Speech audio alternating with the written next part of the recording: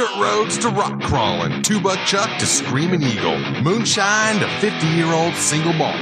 We talk about it all here on Wheelin' Wine and Whiskey with your hosts, Jason and Chris. Welcome to the Wheelin' Wine and Whiskey podcast, episode 300. 300, Chris. Hold on. Shitballs. Can you believe that? 300. Are you there? Are you there? You're not there. I'm there. Oh, okay. I thought I was going to do the show by myself. Just no. And I. I'm here. Can you hear me? Can you hear me? Oh, we got echo. Yeah, how about that? Holy crap. Well, congratulations on editing 300 episodes. Well, it's been more than 300. Actually, but yeah. 300 titled. No, can't even say titled episodes. 300 numbered episodes. 300 numbered episodes. How about that? There's a lot of bonus episodes. Because we do have, I can find this really quick. We can look it up. How many bonus episodes we had? Or total episodes? Total episodes. Okay. They call it listenable episodes. Where's our drum roll? I think it's 318. 318? Yep, 318. All right, well, that concludes our 300th episode. We're well past it. All right. Well, we got, just kind of going to do a little review here. No special guest. It's just raw, unadulterated Wheeling Wine and Whiskey because you know what our motto is here. We give till it hurts. That's right. You get Jason and Chris unedited. Just us. We couldn't afford anybody. Yeah, we are broke. Speaking of that, we need sponsors and we need Patreon. Well, what do you call them? PayPal-ins. Irate 4x4 support people. But yes, tax season is definitely support the podcast. We are going under. We may not be on the air much longer. No, we'll be around. Oh, I don't know. Equipment's falling apart, man. We have equipment issues. Lights are going dim in Minden. Power bills not getting paid. It's it's almost a third world country. We're approaching a third world country here on Wheeling Wine and Whiskey, but Lorenzo feels right at home though. He was down in the depths of Mexico, South America, and Mexico snorting lines of coke from a hooker's ass. And there you go. All right. Well, let's. Is there any quick business? Let's get some business out of the way before we dive into this. I got voicemails. I know you. Well, let's go with the voicemails right now. Voicemails first. Yeah, absolutely. Let's do that. I got 5 of them here. Perfect. Here we go. Hey there, guys. This is Cody, the albino fan squirrel, coming back at you again. Good start. Since I talked to you guys, I've been loving all the interviews and stuff you guys are doing out there, King of the Hammers and stuff like that. Well, I've listened to all that stuff. It's really cool. Why am I talking so goddamn fast? Fuck it. I'll slow down a little bit so you can understand what I'm saying for once. Loving all the stuff you guys are putting out there the past few weeks. It sounds awesome. It's good shit. I don't know when you guys are going to listen to this, probably a little while after King of the Hammers, all that stuff's done, all you guys have done, put up all the episodes. Maybe, I don't know, I don't give a shit, I don't care, whatever's going on there. Again, talking fast. I think it's because I'll get to why I'm talking fast here in a second, boys. Anyway, a quick little update. Last time I talked to you, I got lost my job, and now I got me a new job. I'm over day, kicking ass, fucking doing all that cool stuff. Right now, I got my day off. I'm in my garage repainting my entire Jeep, and that's why I'm talking so damn fast, is because little safety tip of the day for you guys and your listeners. Maybe if you're going to repaint your Jeep or your rig, whatever you're working on, with rattle cans, probably wear a respirator because I am just absolutely tripping balls right now. I mean, no, not that part, but he's huffing out there. You know what I mean? Just fuck. I'm having a good time now. I'll fucking start wearing a respirator so I don't die or anything. But I'm out here cranking some fucking tunes, got the Def Leppard going, brother. Oh yeah, fucking. Now I got all this time, being home all the time and stuff like that. I'm actually work on the Jeep and get some shit going, get a lift kit, fucking some lockers, go out there, break it more, fix it more. Hell yeah, brother, all that good stuff. I don't know. But love all the stuff you guys putting out there. Keep on keeping on. All that good shit, and hell yeah, brother, I'm out. Whoa. All right. Well, there you go. Puff and pain. Albino Sand Squirrel. Perfect. Well, I'm glad he's got a new job. That's awesome. No, that's cool, boy. That was his last one was hilarious. He was hammered. Now he's just high on paint fumes. We'll see what the next one brings. Oh boy! Always enjoy. Picked a bad week to stop sniffing glue. So good. All right, Cody. Thank you. Thank you for entertaining us. We've been entertaining you. Thanks for entertaining us. All right, here's an old friend of the podcast. Hello, boys. Rover Don here. Just listening to your podcast with Amber and Tom there. Good stuff. However, as you've probably noticed, about 3/4 of what Tom says you can't hear. Now, Amber, she's a seasoned pro. She knows how that microphone works. But Tom, he's not. So I have a recommendation for you on how you can fix it. You need about a foot, I'm going to say, 10 inches, a foot of, what do they call it? I think they call it duct tape. And just tape that microphone right there under their chin. I recommend that. I think that will solve some problems for you. And they'll learn to appreciate microphone proximity. Just a little help ahead for you. Hope that helps out. And nothing new to report. The portal world hasn't commenced yet over here, but we'll be getting to that. Other than that, I think it's just come on, just the usual. Say it. What is it? Say it. Toilet suck. There it is. There it is. Guys. All right, perfect. Forever done. Yeah, well, he's becoming a podcast expert now because he has a podcast. That's right. Rovers After Dark or something. That's right. Rover Night Run. Rover where roll over Rover. Anyways, Red Rover roll over. Yeah, that's it. Red Rover. That was it. Yeah, Tom. Unfortunately, his auto. He got a little excited on the podcast, and he was in and out of the mic there. But yeah, I worked. You did the best you could. I did the best I could on editing. The best we could. Yeah. Well, it is what it is. Yep. Do the best we can. We do. We're not perfect, but we do give to others. All right. Next. Oh, I think we know this guy too. Oh boy, they're all calling in. Hey guys, Jimmy Jet here. Jimmy Jet. Tyler and I wanted to congratulate you guys on reaching 300 episodes. We're happy to see that that's coming to fruition for you guys. We're excited for that. We're excited to keep our friendly banter, sometimes friendly banter, going. And we sent you a little gift. So I hope you guys enjoy the gift. Congratulations on 300. And here's to your next milestone. Excited for 500 episodes. So, we'll see. Just want to leave you with the famous Don saying, Toyota's rule. All right. How appropriate was that Don called it first? Right? No, that's perfect. It's almost like they planned it. Yeah. I play it in the order that they come in. So that was good. Okay. Well, thank you, Jimmy and Tyler, for even though Tyler didn't even speak. Well, that explains some of that gift they sent us, though. It's too good. So yeah, we got a what is it? Bubble wrap Mylar green. Morphlate green bag, each one of us sent to our homes with Toyota or Jeep suck on them. I don't. Did it say Jeep suck? Yeah, on the label. Mine doesn't. Oh, mine just says Jason Green. Oh, mine says Jeep suck. Well, there you go. But they sent us a bag of ducks and dicks. Well, now I didn't count the dicks, but I got the same thing, and you got 150 ducks, and I got 150 ducks, so that means we got 300 together. We did, which equals the 300th episode. So that's the symbolism there, which we were trying to decipher and understand. Yeah, So they're miniature rubber ducks. What are they, about the size of a quarter and about the height of a quarter? I don't know. I'd say that's accurate. And I'm not touching the dicks. No, don't touch the dicks. The wooden dicks. I'm not going to even count them, but I guarantee there's less than 150 there.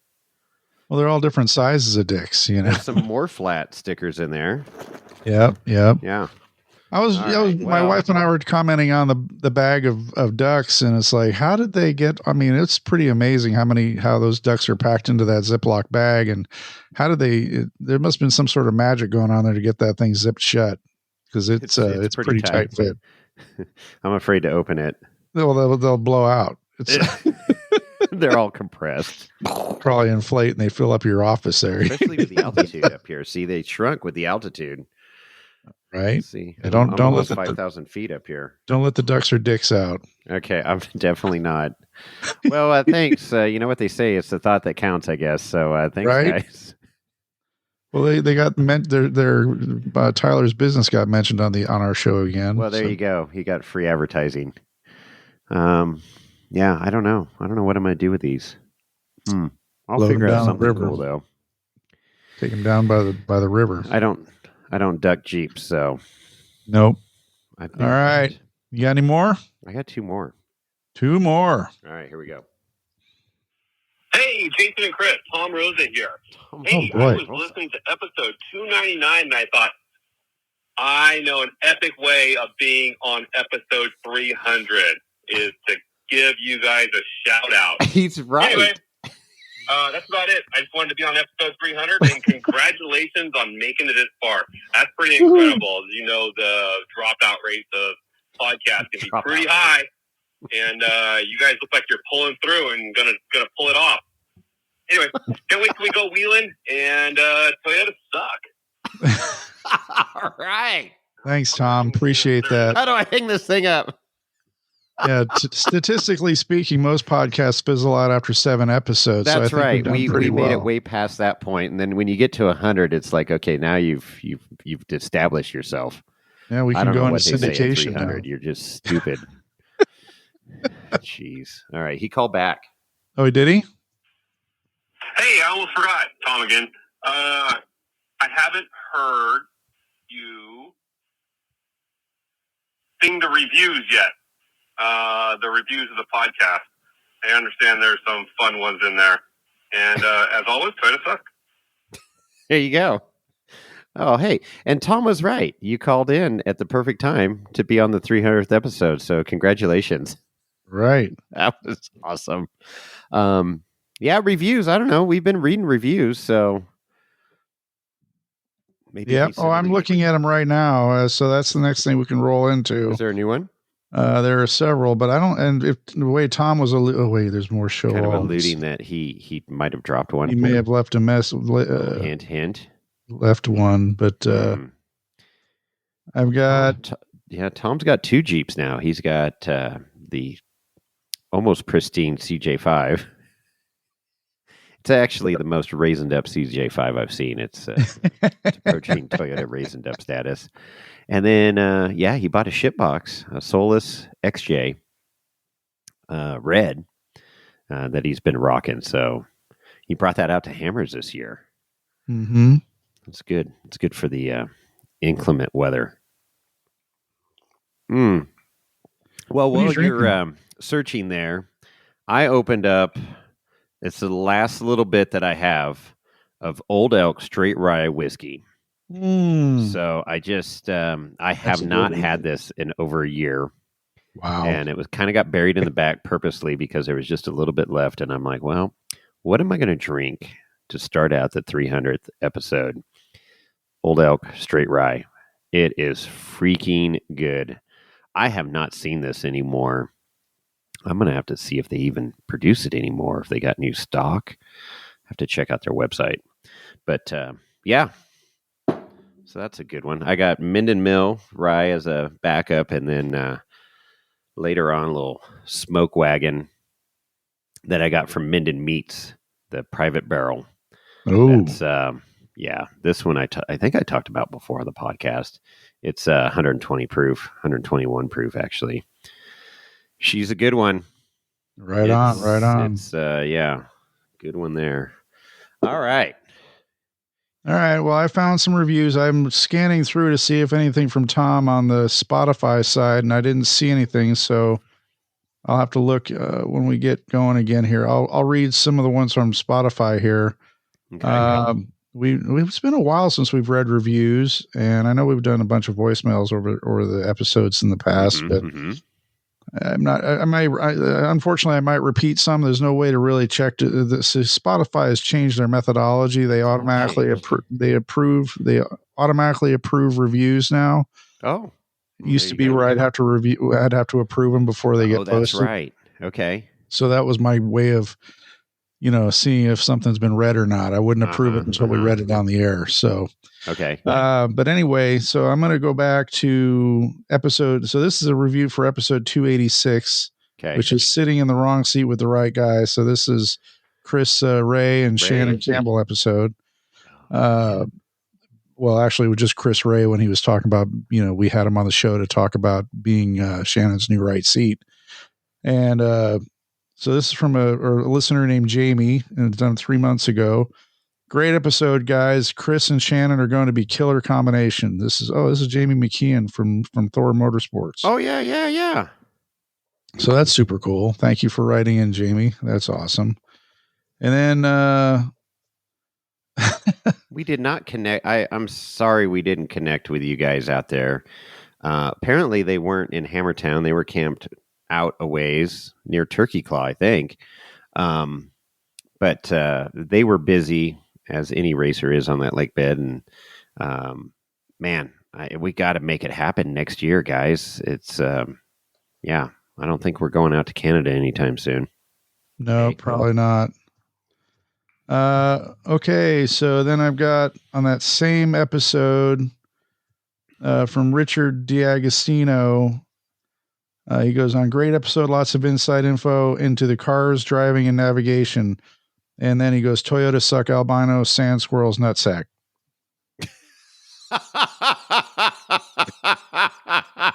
So there we go. Now we know. That's great. Well, we know he listens to the show. That's awesome. Right.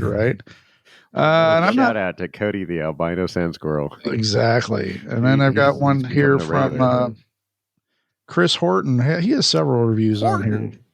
Horton with a who? He's got the blue. Ooh, Jesus, what just happened here? Oh, I don't know. This is episode. He's reviewing episode 284, road trip into lost wages for SEMA 2024. This is when you went down, for SEMA this past fall. Yeah. Hey, Chris, sorry I haven't commented for a bit, but it's your fault. You turned me into a podcast addict, and we can't comment on that platform. Oh. Tell everyone to get on Spotify. Spotify is way better anyway. If I want to revisit a segment of a specific episode, Spotify has a show in labeled chapters. Anyway, Jason Snow is here. Look me up, and thanks for convincing me I don't need to go to Vegas. I think you read that one. Oh, I did? Okay. I do recall that. All right. Well, let's Chris is getting old, guys. Let's scroll up. A senior moment once in a while. That's right. Then we got how the rubber. We've been doing this for 300 episodes. Episode 287 reviews how the rubber meets the road. We got 4 comments on that episode. Let me show all episode 77. There's a lot of. I don't know if I've read these or not. Yeah, I think I have read these actually. I think you have. Now let's go to something newer. Here's Horton again. I know I'm not going to read that one. Here's a great. This is more timely. Okay, this is episode 294 at Laser Town with Cody Wagner, Chris Horton again, and it's a month ago. What an incredible week, fellas! Great camping with y'all. Short list of memories this week that doesn't even come close to describing how much fun I had. RC cars all over camp, beetle bombs. If you know, you know. Driving down hell to pay with Jason spotting, wheeling all day and night, losing my driver in qualifying, only to gain another and get to be on the start finish line for every man challenge. Amber on the podium, overnighting parts to the lake bed, and so much more. See y'all soon. Yeah, he had quite the week. He did. Well, he always jam packs it in there, but yeah, we had a great time. Hell to Pay was definitely a highlight, and unfortunately, it put his rig down for a few days. Yeah, even though the parts were overnighted, it just the logistics of getting him to the lake bed proper and in the vehicle is another thing. But yeah, then we did a little late night wheeling out there. So Yeah, good stuff. All right. Let's move on. I got one more. Oh, he's got one more. Episode 297, massive KOH 2025 recap from Wreck-It Rob. Mm. And he says, hoping you can read this next week. Well, that didn't happen. So this is 19 days ago. I just want to say I knew Amber and Tom long before they became U4 badasses. And I just want to tell them, congratulations. You guys are fucking awesome. And Toyotas suck. And Dodges too. Sorry, Chris. LOL. Right on. I love Wreck-It Rob. I don't know what the fucking hate for Dodges is, but whatever. Good stuff. Cool. That's all I got. Have to say it this podcast. You said it for me. Yeah, well, I was just reading what I see in front of me. Yeah, more reviews that say Dodges suck would be great. Right on. Yeah, right. yeah. Well, so from a simple little, not so simple idea that started at a campfire at Bear Lake, here we are 300 episodes later. That's right. Lots of great memories, great, guests and friends of the podcast over the years. First and foremost, the old Snail Trail boys there, Tyler and Jimmy, that helped us get started. Got old Lee at, I don't even know if he's doing his Cruising to Camp podcast anymore, or is he calling it Solve Function, or I don't know what he's doing. I don't know what he's doing. He hasn't. You got to call in, Lee. Let us know what you're doing. I know he's building a lot of shit. I see shit on Instagram, but I don't know if he's doing any more podcasting. Total Off-Road podcast with Derek that ended up moving to the Bay Area, and we got to do a little four-wheeling with him, and I got to wheel with him at Hammers, too, a couple years ago. That's right. Steve Summers, he's got that Summer Shine business, so I don't even know if he's on the podcast much anymore. I apologize. I don't listen to too many podcasts anymore. I don't have the windshield time that I used to. No, you don't. But I do have garage time, and I do listen to stuff out there. So, and then I can't forget Mike and Max. No, Mike was hilarious. We never met Max until, he finally got him on the podcast. We actually did 2 last episodes. Year. Well, we split it into 2 episodes with Max, and that was a lot of fun. So I know he's a big fan of the podcast and listens. So shout out to Max. Mike has disappeared now. They've totally swapped roles. They've gone 180 on each other here. So, but yeah, man, I don't know. I got a bunch of notes here, just some episodes that stuck out. My mind. I have the same thing. Yep. Okay. Yep. Well, since I just mentioned Mike and Max, I at episode 27 where we did the SEMA show. Oh, with Mike, Jimmy, you, me. We had Kobe asleep in the background. We did have a Max there, but that was Max from Oregon. That's one right. Of the Toyota Overlander guys. Early Overlander guys. That was in November of 19. And you remember Mike had all these cameras set up. It was going to be a big YouTube production. And everything. Yeah. And then this shit, none of it worked. And he just shit canned it. But we ended up recording and having a blast, and broke it up into 3 episodes. Oh, that's right. Across three different. So we were the podcasts. Second. Part 2 was us. I don't know if part 1 was Jimmy and Tyler or if it was Mike and Max. But we each podcast took a segment. We divided it in thirds, which was actually genius on our parts to force people to listen to other podcasts. Oh yeah, for sure. And now, that raises Marketing the question: 101. Is Mike and Max's library of episodes still up on the internet? That's a good question. I'm gonna Lorenzo. Yes, you. Yeah, I wake up. Didn't have to work tonight. Yeah, you do. Anytime we got the mics on, you got to work. So why don't you look that up for us?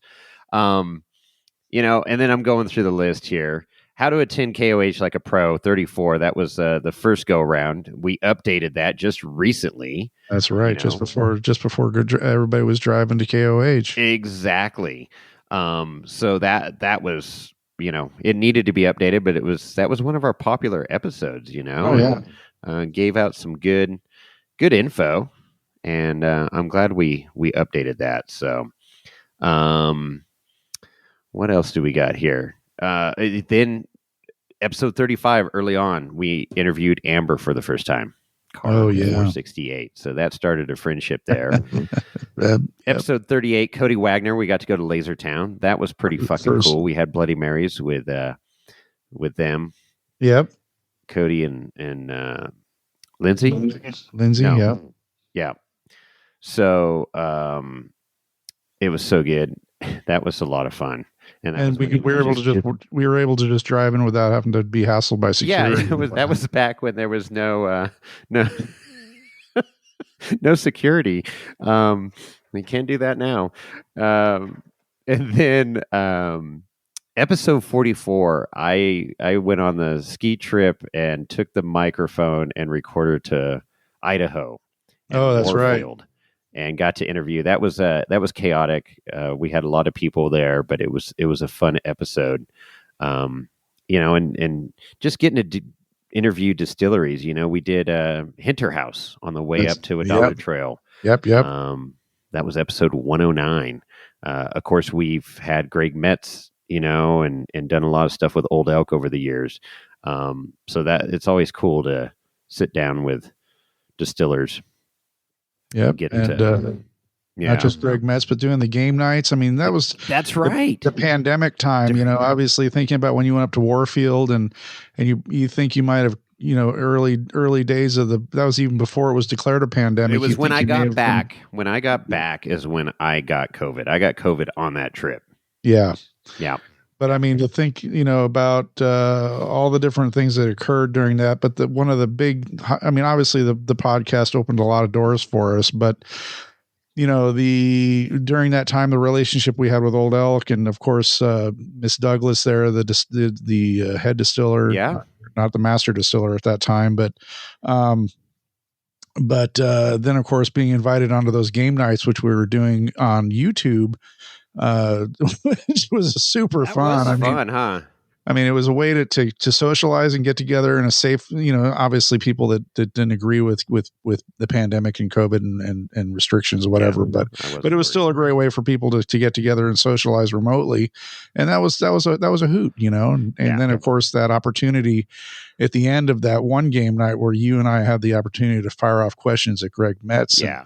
That was cool. That was great. Because he's a gearhead, and the whole deal. So this has been one of the big highlights one of the big reasons for this show has been giving us opening doors for us to be able to talk to people that, in the before times, we wouldn't have had that opportunity.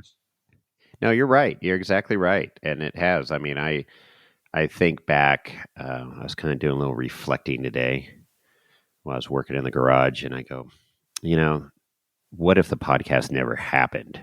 I mean, you and I'd still be friends because we were friends before, but all the other people we met because of the podcast, that has been super awesome, enriched our lives, and, not to get all sappy, but it's like, what would that look like now if we didn't know all those people or have those opportunities and stuff? We'd be walking around, Hammertown, doo-doo-doo.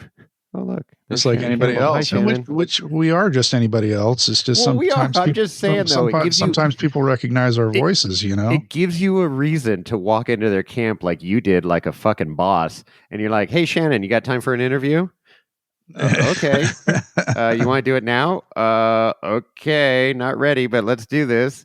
So, I mean, that's it. It opens doors, gives you a platform, if you will, to break the ice and get to know all these different people. Yeah, thinking about that. I mean, the list of people, Shannon, of course, Levi Shirley and Miranda Shirley and having Paul Wolf on the show. And I mean, the list just goes on and on. I got a ton of names here. So, let's break into that because I mean, yeah. So, we left off at episode 44. Warfield. So the episode 50, I've got Levi Shirley when we called him, and it was right after he had a beaver in his garage. Yeah, remember that crazy beavers. I will always remember that. I don't know why, but it's just random. A fucking beaver in his garage that he had to chase out. Well, those fucking things can be vicious as hell too. Oh yeah, they got some big old teeth. They chew on your wood. So guest over the years. Okay, I'll jump over to this. I'll go back and forth here. I'm a pro. Of course, Ultra 4 Jones, Kevin Jones, one of our first interview, first guest, became a good friend of the podcast, a good personal friend of ours. We talk at least once a week. Yeah. It's great to see his journey go from, this beat up Ultra 4 car he bought and raced and competed and actually finished KOH into what he's doing today. And I know he comes under a lot of criticism from people, but the great thing is he's genuine. He throws everything out there on the table. He's a family man. He works for every dollar he has. He doesn't have these gigantic sponsorships and shit. He's got some people that has helped him out here and there, but pretty fucking cool. And then I got Arturo Sarria here. He's the one that already coined the term credit card on the dash. Like we quickly learned from most of these racers, they don't have all these sponsors and stuff, and their credit card racing. They're self-sponsored. Yeah. Pay to play, as they say. Huh? Pay to play. Pay to play. No, exactly right. And then of course, getting to know Brandy Slauson. And then Amber. I mean, that's cool. So what else? Oh my gosh, Christina Huntress. I just saw her on IG doing all those crazy trips in the Jeep, and we got her on the podcast. And then I got to know Jonathan Harry up here. He was living in Tahoe at the time, and we got to, I was going to say ski together. I skied, he boarded. He's a knuckle dragger. But anyways, they've become close friends. Justin Hall, Oh, yeah. We got to connect with him early on and learn about his We Rock days with the cone dodging, and then, his building a car, his own car, own platform, racing, being competitive. And he's a local boy and, hangs out in Hollister, and that's where he does a lot of his wheeling, and he does a lot of testing of his equipment down there and whatnot. Yeah, and now he's building a whole nother, car. Unfortunately, he didn't have it at KOH, but that hindsight probably a good thing. And he's going to have that thing dialed in for this year's NorCal Racing Series at Prairie City, and looking forward to seeing him racing that new car. So that'll be cool. We can't forget our good friend Rodney Muller, Hot Rod. The latte machine, we dubbed him on the podcast. Jail Latte Rodney. That's right. Samurai James. That first time he was on the show, that we were recording at the old studio in San Jose, and we barbecued up I think you barbecued up a big old tomahawk or a couple of tomahawks. Oh yeah, we did a tomahawk. Yeah. And he was gnawing on the bone on the show. That's right. So yeah, we've known Rodney for years, but also a key member of the podcast. He's filled in when I couldn't make it, and as a guest host, co-host, whatever you want to say. I thought he was taking over the show for a minute. I thought I lost my job, but I got it back. Well, you dodged the hitman. I don't know. It was Lorenzo tipped me off and saved me. Samurai James, Lady Samurai, that don't have a samurai anymore, but have they fell headfirst and caught the off-road bug big time. And went to samurai, then went to rock buggy status, and pretty soon it'll be a 4-steer crazy rock buggy in the future. I see that one coming. There's no avoiding that. Yep.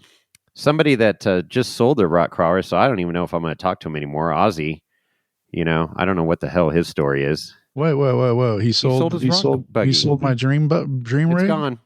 She's gone. What? Yep. I don't know. Gone.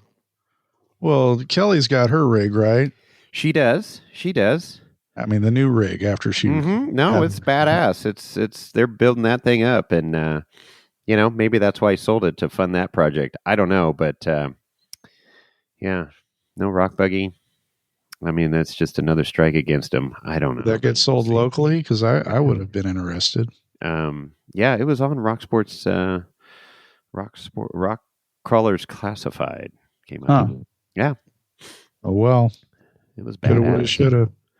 Woulda, coulda, shoulda. We already mentioned Lee. He Oh yeah. did our laser engraving on our gas cans and Oh yeah. did some The cool giveaway swag stuff for the for old us. elk level of the $20 level at the Patreon, and The old now elk level, I yeah. rate 4x4. Carlos Mancias from Tac One Fab. Oh yeah, Carlos. That has that chassis, and it's just cool looking chassis. I mean, it looks like it's going fast just sitting there. It's got some nice lines, and he's building his up right now. He's going to have that thing done. I would imagine it's going to be done by the end of the year. Cool. He's been rocking on that thing. His YouTube videos are good too. If you want to do some learning of fabrication, he's a really good teacher. He's a smart cookie, and he's come a long way in his YouTube world, like anybody that starts something out. I don't know if we've gotten any better at podcasting after 300 episodes, but here we are. Another great fabricator, Anthony from DF Fab. That's right. Had him on the show too, and Anthony's just killing it right now. He's I want to say he's done 27 buggies now, and he's got some new stuff in the works that I got to see here recently. I'm super excited about. It's got my gears turning, but we'll see when he releases that and what it looks like and how it's going to be. But coming from his shop, DF Fab, it's going to be badass. That's cool. Of course, Derek and Megan Miller become friends of the podcast. D-Mill with a welder there. Megan, he had that old Sequoia beast, that big, heavy freaking Toyota. Turned into a race car. He sent it, raced it, and then his wife got the bug. Yeah. They got her the baby Jeep from oh my God, his name's escaping me. I can picture his face. I tried to look it up earlier and I couldn't remember his name. Oh my God. The baby Jeep. Yeah, she raced that thing very successfully at Prairie City the first go, and she was competitive and sent it. She wasn't afraid of that skinny pedal. Ended up with a new car this year that's badass. Listen to that episode if you haven't heard that. Right before KOH, we interviewed them. It's like triple the horsepower. Huh? It's like triple the horsepower of the original car. And yeah, it's got the Bronco clip on it. It's very cool. Let's see. Of course, Chris Ray, the wrong seat. Mm-hmm. It got the name Ultra 4 Escort from our podcast, apparently. Let's see. Oh, Wicks Family Racing. All the Wicks, right? Don't forget about them, Justin and Eric and Chris. And that's right. The Wicks family has become friends of the podcast, and it's great hanging out with them on the trail. You got to experience my first ever rollover with Eric. First rollover with. Cheers, Eric. See, that's another thing. You would have never rolled over had you not been on this podcast. I'm sure I would have. It would have been with you at Medusa. There you go. That's what saved it, because I already had my rollover, so I didn't need that one. We didn't roll though. That was an almost roll. That doesn't count. It was scary nonetheless, but it was an almost rollover. Yeah. I got more here, but let's. I guess I'll keep going. Let's keep going. Keep going. Talked about Greg Metz. Hang on, over here, Nick Bailey, Avalanche Technical. Oh, the great story about the recovery of the Jeep on the Rubicon. Glacier Girl. Yes, that's one of my highlighted episodes I have here. Yeah. Charlene Bauer. Oh yeah, been great. And I know her dad Ben. We got to get Ben on the podcast. He did a great. If you haven't seen it, go to the 12 Days of Christmas on WFO. Okay. They what's his name? Trevor interviews him, and he goes into depth and goes and visits him, and it's a great video series that they just put out December 24, right after Christmas here. It was really good, so check that out. Ben's a sharp guy, and Charlene is she's done a ton. Was she Queen of the Back Door? Is their claim to fame at KOH there? Interviewed her at Rubicon a That's couple years right. ago The during the Springs. Jeepers Jamboree. Yeah, so that was fun. Of course, the SXOR boys, Brandon, the dad, and Cole and Sky, I'm going to call them kids because Yep. they're a lot younger than us, and they're racing and having fun, That's building right. cool shit. Building cool, and they build military shit too, which is super shit. cool. Yes, they're keeping our military force, our troops safe, and getting them back when they're hurt. Well in a timely equipped. fashion. So that's super cool. Of course, we can't forget about Dave Wong, who's your fan. He called you Chris, or called me Chris when I interviewed him, so he obviously likes you better. Oh, I'm the better person anyway, so You are certainly better looking. But yeah, so Dave's a good friend here, and the Melsters from Charlie and Little Charlie. Oh yeah, New East Coasters. It's good seeing them around. Yeah, and they made it out too. I saw them very briefly at KOH. I was I think it was when Amber was coming across the line, and they were standing there. Man, Keith and Melissa of All Racing.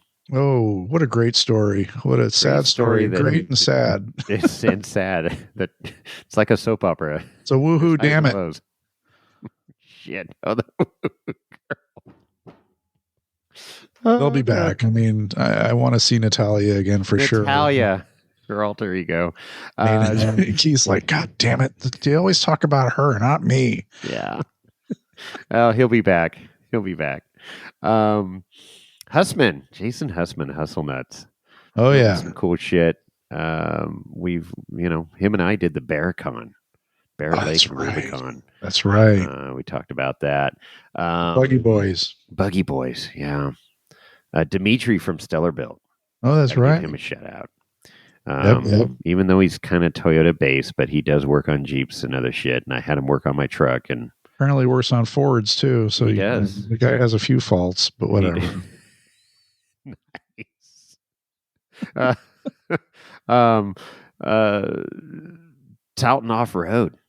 Oh yeah, that was so I got to talk with him at Trail Hero, and they have a YouTube channel. Been following their journey. They've had some crazy shit going on in their world the last 6 months. So I don't know if you're caught up with that channel. No, not really. That's another good one to watch. Another down home, salt of the earth guy, family, just loves four-wheeling and making it happen. And they sold everything and started traveling with their rock buggy and doing all kinds of cool trails and shit. And they settled back down, but that didn't work out so well. So you'll have to watch their channel to get all the deets. But yeah. Well, Danny Jones, Red Wet Willie Fat, man. Oh yeah, Danny Jones. That is such an iconic rig, and I always see him out on the trail. It's like, if I'm on any difficult trail, I'm looking for Danny because I'm sure to find him. I've seen him all over the place. We were just out at Turkey Claw, in the freaking side-by-side, and I look up the hill and I see his rig, that Jeep. Iconic rig. And if you're broken and you see him, you sigh of relief. It's like, exactly. I've somebody that can fix me. Rigs. He rolled out there this year at KOH. But yeah. Anyways, good seeing him out on the trail. We had him on the podcast. Of course, Portal Pro Scott and Matt. They are. They're about ready to make a big dent here in the old Portal market. Last year at Hammers, we saw them with a prototype, a 3D printed plastic model. That's right. And we had it all apart on the table and, playing with it. Well, then they had the real thing, at Sierra Trek this last year. Missed them. So we got to see that. And then, then they were running them on all these. They've been going everywhere, testing it. Well, you got to field test that stuff, man. How they're putting the miles in, and they're what's cool is they're really genuine and they're transparent. Their shit broke. They talk about it. They talk about why it broke and what they did and what they tried that they didn't know if it was going to work, and it didn't work, but they had a backup plan. So they are really vetting this thing out. I really, they're going to make an affordable portal option that's really, really good. Cool. That is going to get embraced by the, end user here of the average Joe four-wheeler that, wants some lift and a gear reduction, and it's a bolt-on deal. You want beta testers for a 95 YJ? I'm your guy. There you go. So, yeah. So, I mean, yeah, just I got a few more people here, but I'm going to go back to episodes. But you got anything on your list right at the moment before I dive back in? Well, I mean, if you, I was going to mention some of the, Hit some of the talent. episode highlights because I got a lot here. Oh, okay. Well, we haven't covered, the fact that Ian Johnson's been on the show. I got that here. Yes. And of course, we had Miles Hasselquist. So these are Ian, a couple of the voices of Ultra 4. Ultra 4 and KOH. So Ian Johnson was episode 200, and we interviewed him at KOH a couple years ago, and that was just a blast. Sitting in your camper, drinking bourbon. That's right. And and I gotta say, he's one of the easy interviewers, right? You just give him a mic and just sit back and he does all the work. Well, the wealth of knowledge is insane, Well, the stories, the knowledge, all that stuff. So there's interviews that are easy like that you've got some questions or something in your head or written down, and it spurs off these stories and it just rolls. And it's effortless on our end. But then there's ones where you got to really, really work at it to keep the conversation going and keep going. Yeah, you gotta. It's those are the challenging ones, and I've learned a lot over the years. I'm not claiming to be a great podcast interviewer, but I've had a lot of fun, and I listened to some of my early interviews and then what we've done recently, and I used to write down everything. I was like, I got to have everything down on a piece of paper. Now I literally write 2 or 3 things on a piece of paper. And it's usually while I'm talking to the individual, their story or whatever they mention, right. Some triggers some questions in my mind or some topic I want to cover or something, But think about the early days when we did the interviews. You'd be like, you talk about the toilet paper roll over or under. Oh, yeah, yeah. The question. That's still a good question. I should keep that going. That is that's very telling to me. Well, it catches people off guard. It's like it what? Does. It does. But if you put that toilet paper under, there's something seriously mentally wrong. Well, no, because it's like or a Dodge. The toilet paper dispensers in a commercial bathroom, like a business bathroom that have those drop down dispensers. When one roll is low and the next one drops down, they need to be under. That's important. But your home, they're over. In your home, they're over. Oh, is that true? Under at the Well, I know you're beneath reloading a toilet paper dispenser in a I see. public bathroom, but okay. I do it a few times a month, and you do. So you have to unlock the cabinet. At the golf course, and there's a diagram in there that says how you're supposed to install the roll. Is that? And their roll, you have to install them under because otherwise they don't work right. Are you serious? I'm dead serious. Was that part of your job description when you applied? It says, hey man, my job description is I do what it takes. Well, that's true. It is amazing. I always said, from being a superintendent and knowing a shit ton of golf course superintendents, you wear so many fucking hats and do so many different things, and you just got to get the job done, whether you're doing it or you're telling somebody to do it. And filling toilet, I never had to fill toilet paper roll commercial. You've missed out on one of the great experiences in life. I don't feel that I did, but okay. But that's interesting that there's actually instruction. Is that what's that company? Kimberly Clark or something? Is it Kimberly? I don't know, but next time I do it, I'll take a picture and send it to you so you can post it on the gram. Be riveting. You heard it here on Wheeling Wine and Whiskey. Oh, so basically, your toilet paper roll can go both ways.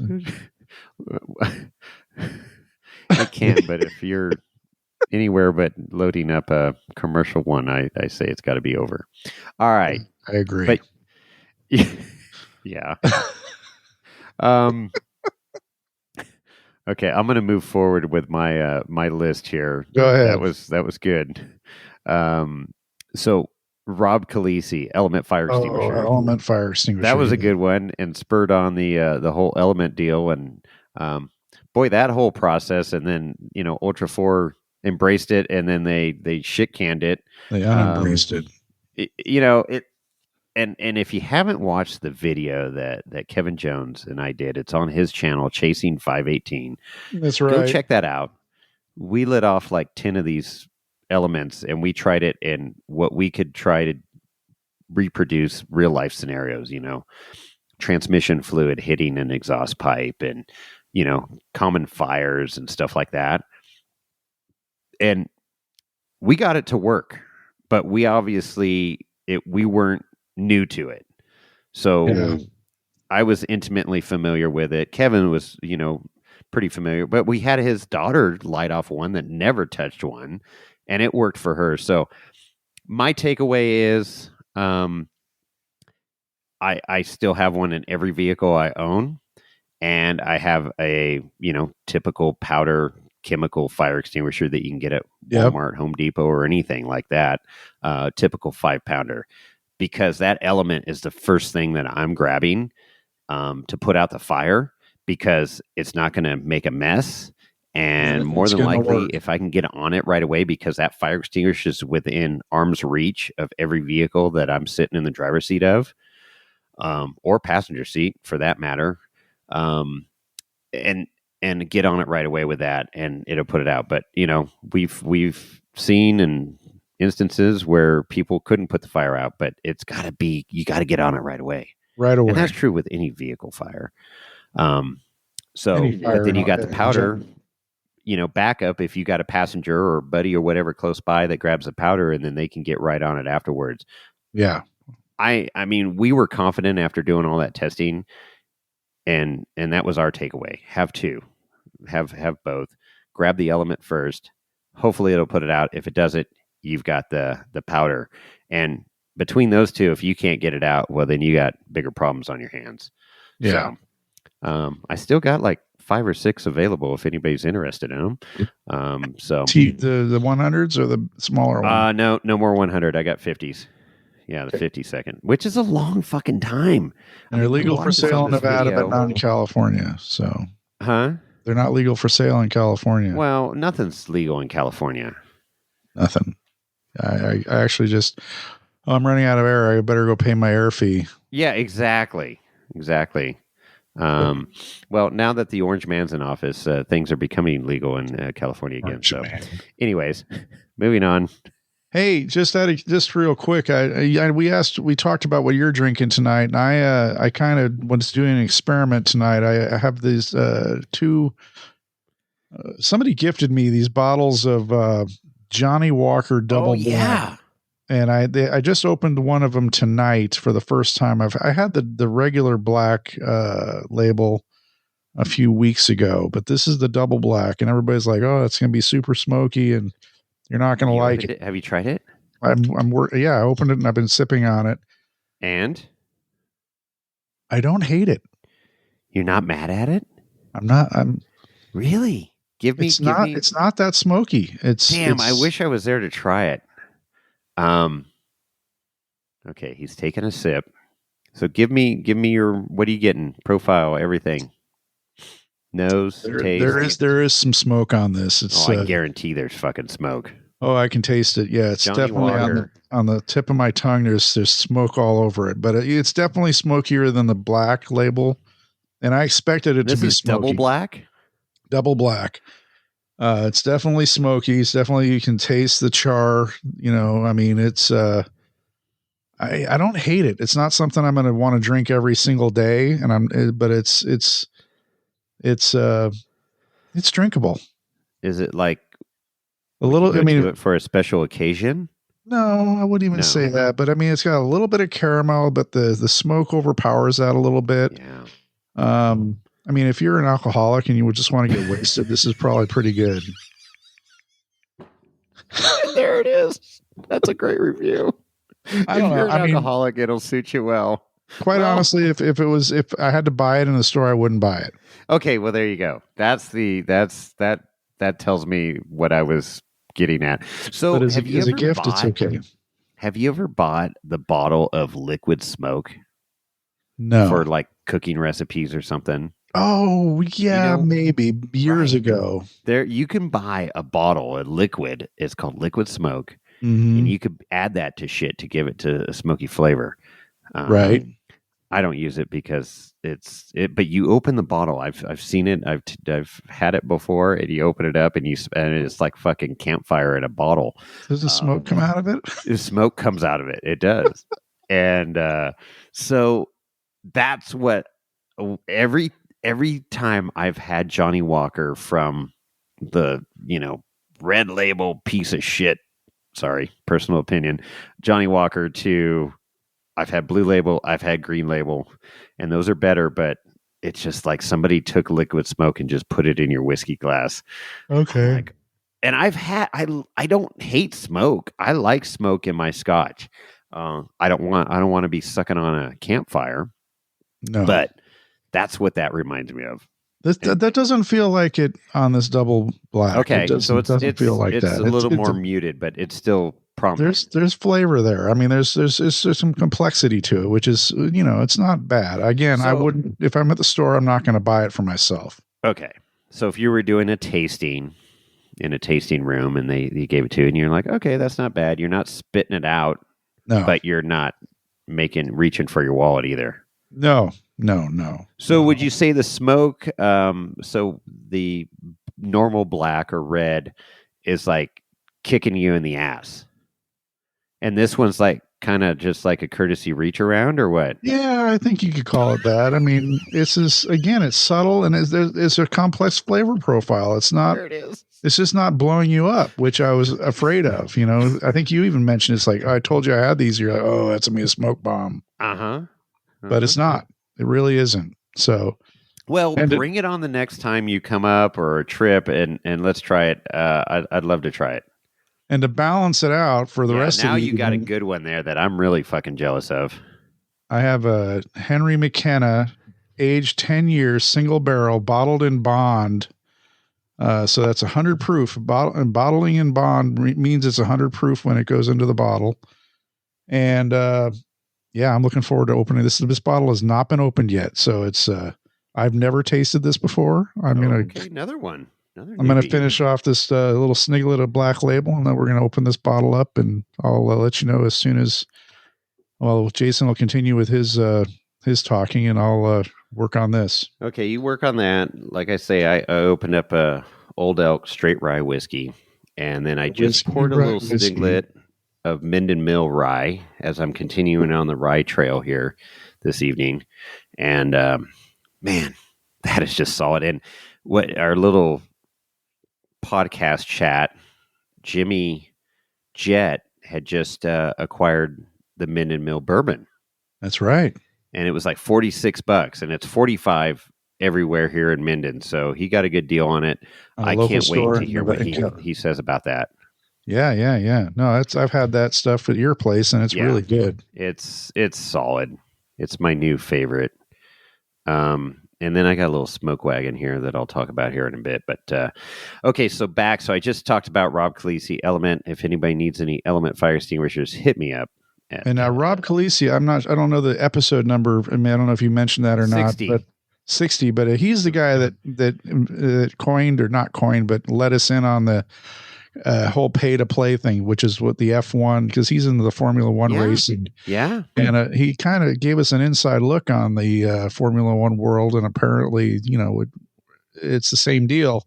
You've got big teams, Ferrari, Mercedes, whatever, that have big bucks in the factory behind them. But the majority of the racers in Formula One are pay to play, just like, Arturo Soria and a bunch of the other people that are in Ultra 4 racing.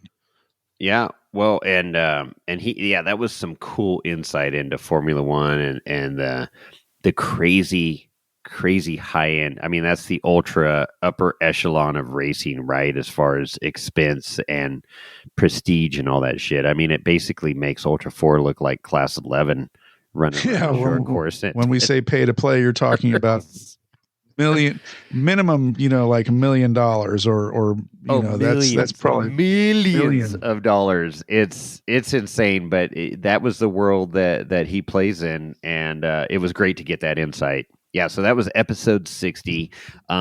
Episode 77, definitely one of my top podcasts, with Glenn and Kimberly Plake, a trail hero.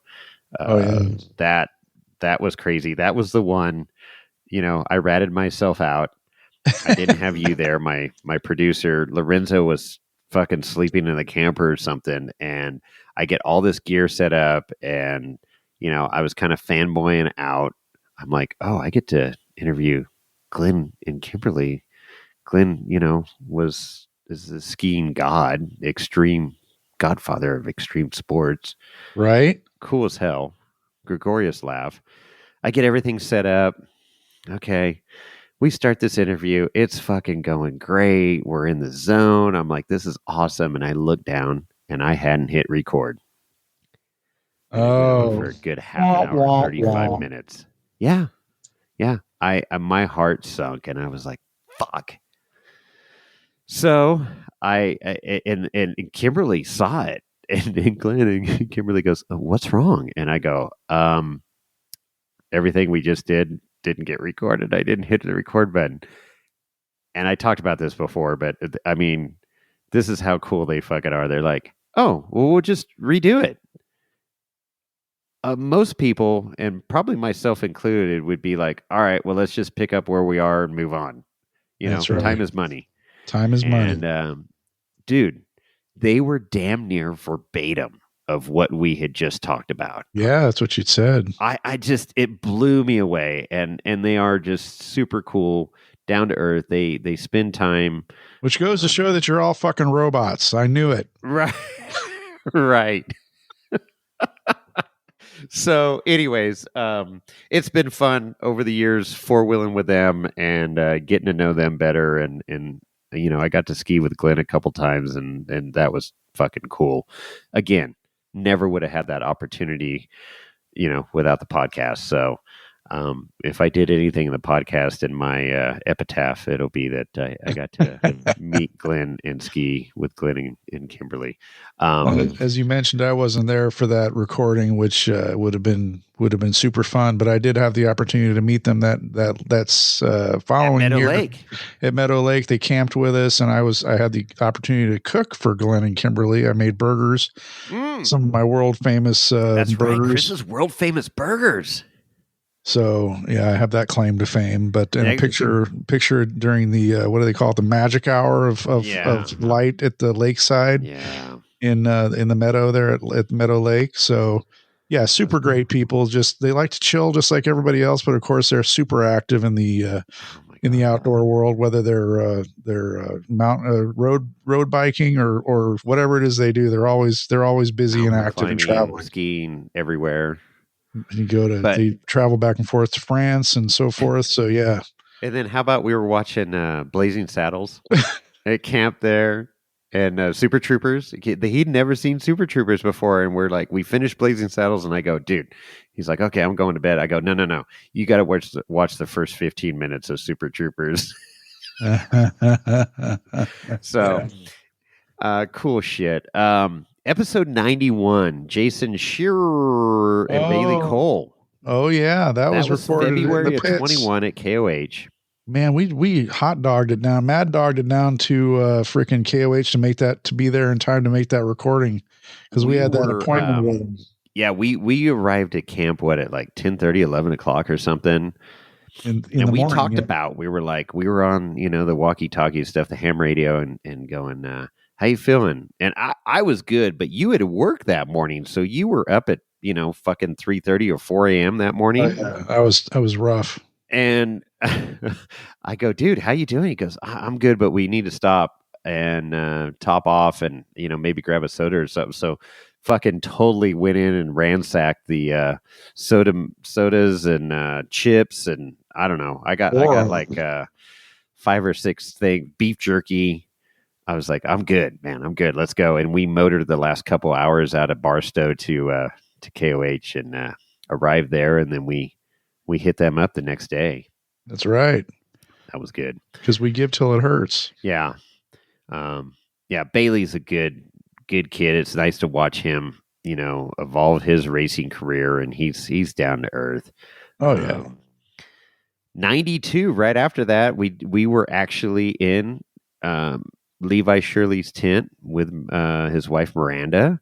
That's right. And they had like that army tent that was badass. It was like an inflatable army tent that was and it was like their meeting hall, their freaking dining hall, and it was like the dorm for some of their team. There were a couple of people were sleeping in the back corner of the tent. Yeah, I don't know. We didn't make it over to their camp this year. I feel bad. I did see them at the start line before the race Saturday morning, and talked to him and Miranda real quick. But I don't know if they still. I gotta imagine they still have that tent. That thing's badass. But that was really cool. That was kind of like one of the big first interviews for us. I mean, we had quite a few, but it was like sitting down and getting welcomed into their compound. Well, it was being welcomed into their compound, doing the interview, and then of course having Miranda join in on the microphones. But obviously, towards when the things were winding down, and we had a bunch of people pile in, the other racers, we had the Miller boys and the Bleilers roll in, and I was like, "That's right." I felt intimidated as hell because all of a sudden we've got like freaking Ultra 4 royalty surrounding us, and I'm like, let's just pack our shit up and get out. Yeah. Right. We're like, we're not worthy. We're not worthy. We're not worthy. That's right. I forgot about that. That's cool. Man, so many stories. Episode 94. Boo, woo, woo. Lorenzo is gone. Off to Mexico. Off to Mexico. With Honduras and El Salvador and Guatemala and Panama. So he was gone for a while. This Jimmy took him. Yeah, and don't forget, Lady Samurai was complicit. Lady Samurai was complicit in that operation too. Yeah, there was some behind the scenes shit going on, and then they started leaking clues, and then the Lorenzo Freed IG site came about. Oh, that was great. And it's still up and running. If you have not looked at that, I should tag that again.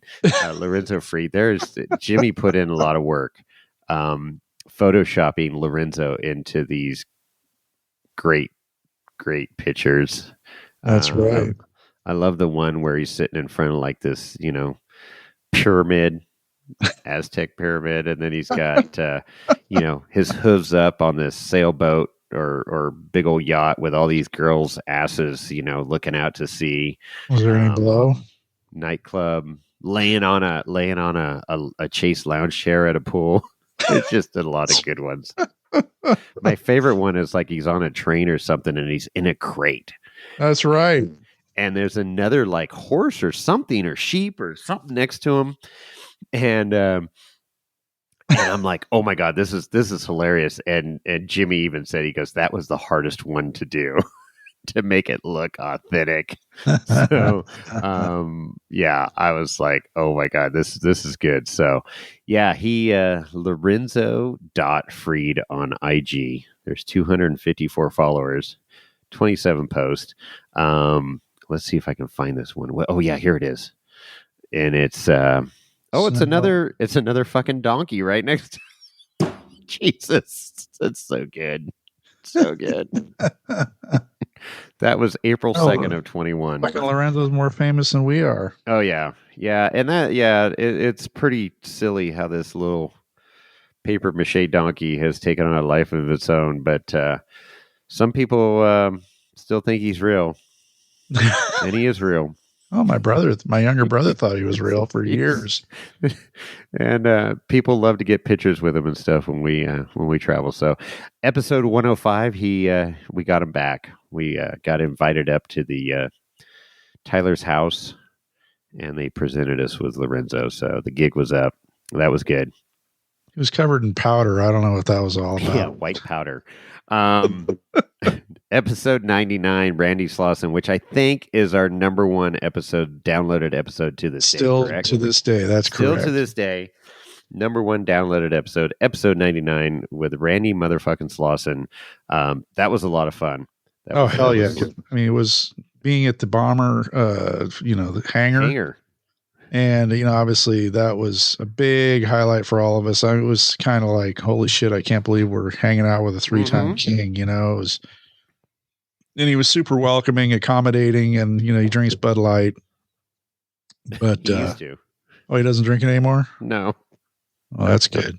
Not when it turned political. Yeah. It's a good way to put it. That's very diplomatic. Let's leave it at that. So, okay. But the hangar is super cool. You get to see where the race cars and the trail bombers are built, and of course, all the wall art that's there and the history, and to be able to sit there and just hear the great stories from Randy. And in the first time he was on the show, I don't know, has he ever done a podcast interview before at that point? Not that, I don't think so. So there was a little bit of, coaxing or not. Well, coaxing. Nick Bailey was supposed to be there as a moderator. Oh, that's right.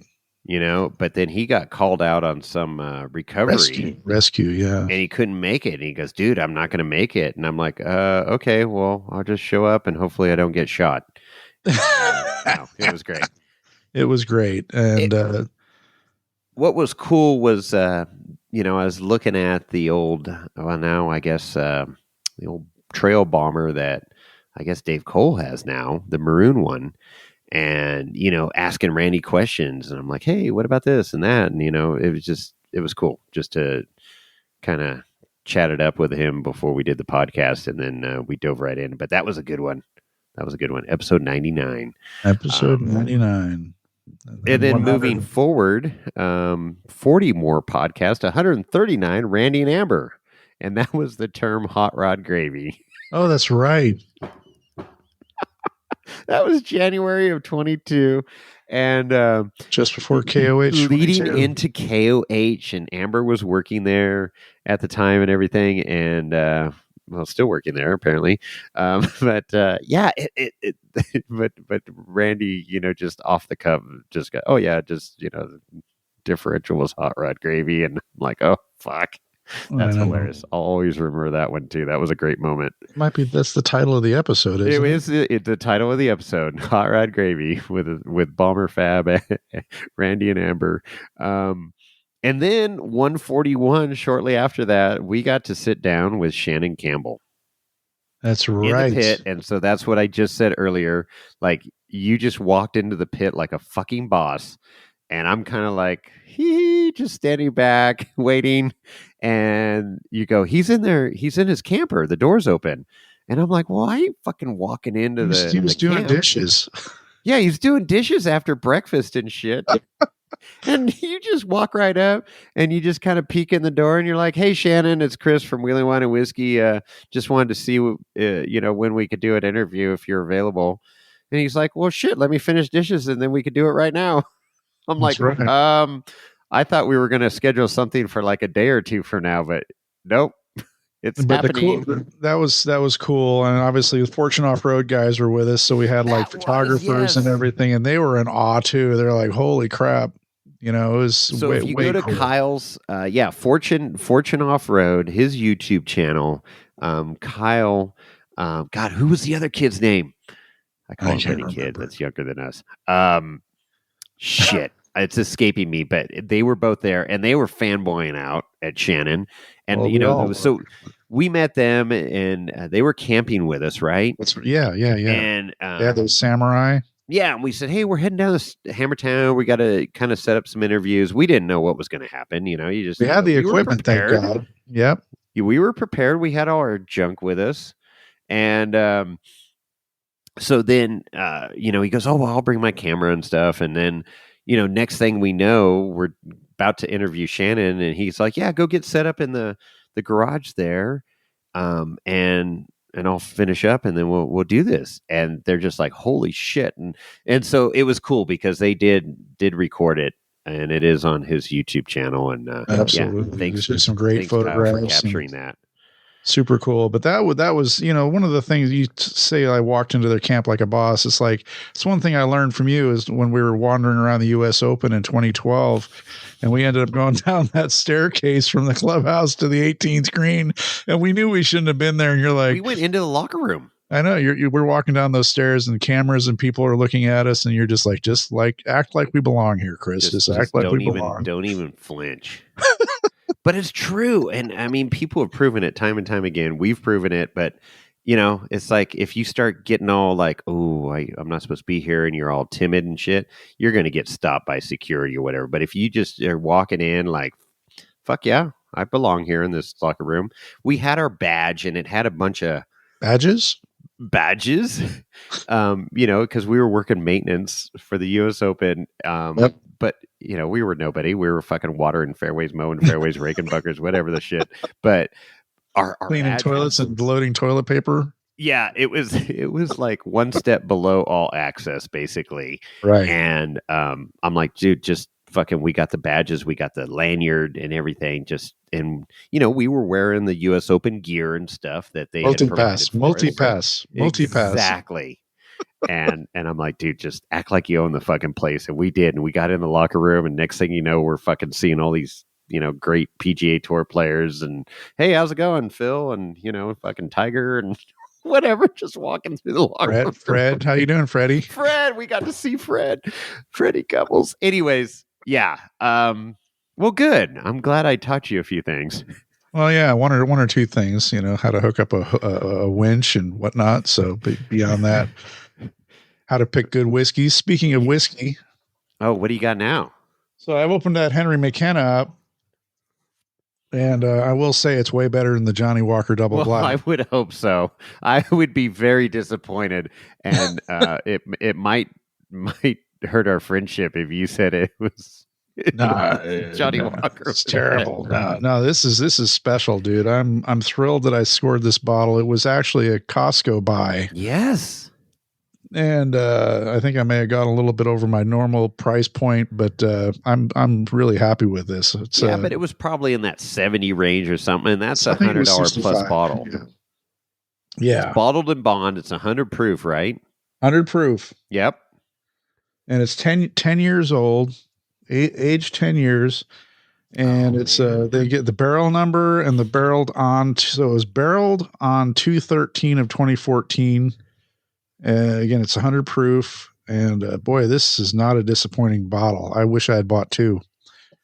And I was at Costco. Now I'm gonna have to open just because. Yeah, I'm jealous. That's a good one. Yeah, I was at Costco this morning with my wife on a Sunday, which we're recording on a Sunday. Was stupid. That was stupid. I mean, even with the new Costco in Pleasanton being open, that was. But I walked down the bourbon aisle and. There was no Henry McKenna. They did have, Knob Creek. They had some Maker's Mark. Good. Yeah, it was. I almost bought a bottle, but I was like, we actually walked out of the store with no meat, no booze, which was. Why do we even go to Costco then? Well, we needed toilet paper and coffee. But even with all that, we ended up spending over $400. Dude, things have gotten expensive. Oh my God. $400 and we had no meat and no boob, no bourbon. No boobies? No bourbon. I can't believe that. That's booze. Wrong. Something's wrong. I need to see your receipt. It's I bought Jelly Belly jelly beans. I got a giant bag of those for $15. That was super good. I'm enjoying those tonight. But anyway, what did you just open up? Well, I alluded to the Smoke Wagon. Always been one of my go-tos. Las Vegas. So, it is. They blend down there. I got to get him on the podcast. Yeah, we need Aaron to get Chepanik. I almost had it lined up for the SEMA, but it just something came up in his world, and I don't know. Maybe he blew me off. I don't think so though, because we DM each other, and I'm like, but something came up, and his timing was not good. Gearhead, right? Huh? He's a gearhead. He's a total gearhead, and So he's just a blender. He doesn't distill, but he is what I would call a master blender. He can taste different barrels and know what to blend or what to do straight. And he obviously has an in with MGP and gets some killer barrels. So this was Minden Meats. So shout out to Kevin that owns Minden Meats right here downtown.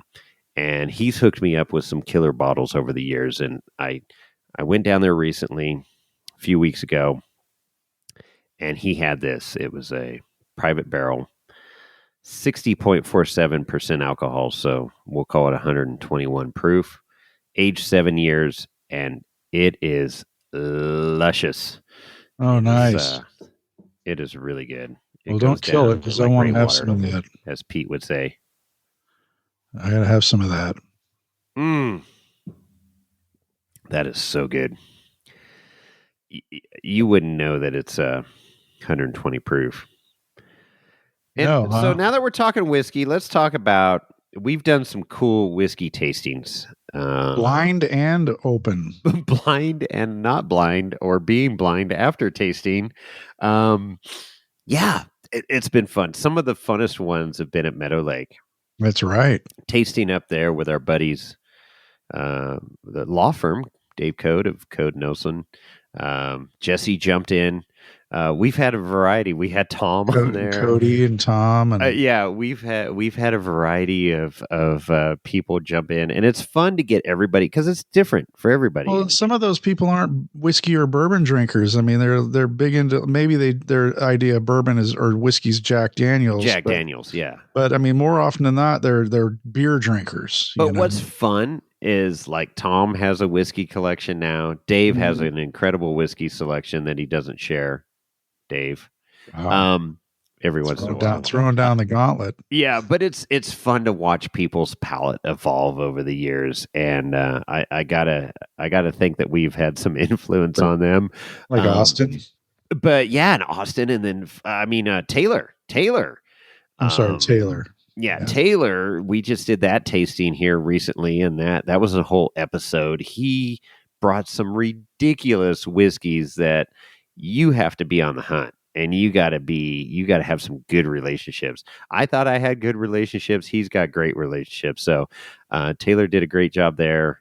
And he's a newbie, which is shocking. Yeah, and we still have those here for you to taste. They're sitting there. I got them up where Lorenzo can't reach them.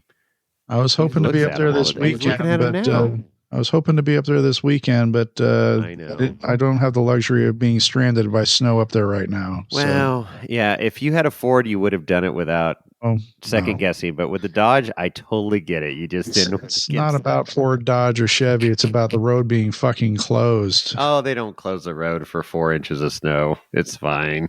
Right. Till a couple of big rigs spin out, and then they say, road's closed. That's true. Tesla, Prius get tangled up, and it shuts down the highway. You're right there. But yeah, we've done some cool tastings, and I hope that continues. Oh, hell yeah, it's going to continue. I mean, we're just catching our second wind, man. Oh, I know.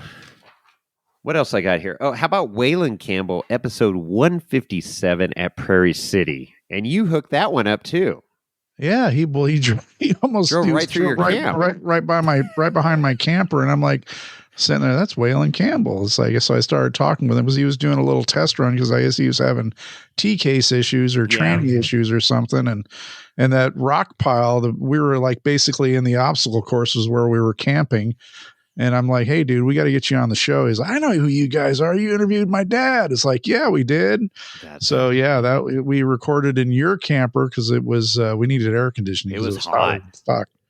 Seems like to be the general theme of being at Prairie City that time of the year. It's gonna be hotter than fuck. Yeah. I mean, last year we were all dying. I mean, it was like generators were running and AC was running, and it was. But yeah, Waylon Campbell. The only one we haven't had now is Bailey and of course Brian Crofts. But does Brian even race anymore? I don't know. I think he sold his car. Something's new in the pipeline there. Bailey's racing Broncos now. She got the Bronco deal. So is Bailey selling her car now? Yes, it's for sale. You So could have that car. There's a lot of stuff going on in the Bailey world There or is the a Campbell lot going world. on. Yeah. So that's a whole nother episode. Let's get her on. That is a whole nother episode. We need to get them on for sure. So but yeah, I mean, to think about the things we've done over the almost 6 years, dude, almost 6 years. It'll be 6 years this coming May. It's March right now, so we're super close to that.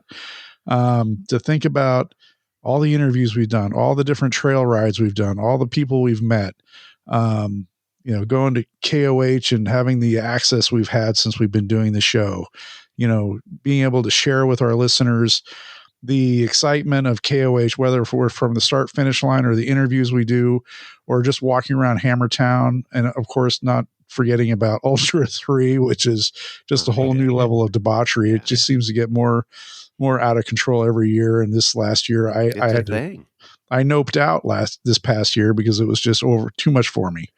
So, and maybe I'm becoming an old man, but whatever you want to call it. But I embrace my old man wisdom, and my wisdom said, stay away. Stay away.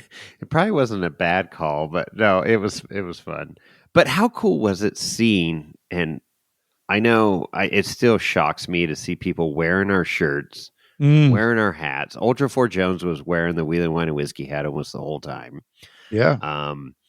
Seeing our stickers on cars, and it just blows me away that it's humbling, and I'm grateful to see people enjoying, what we've created, and our creation is nothing more than just reporting or documenting what all these individuals are doing in our sport, stories, the stories they have to tell, whether you're just regular average Joe, that we've interviewed that did something cool to their rig, to,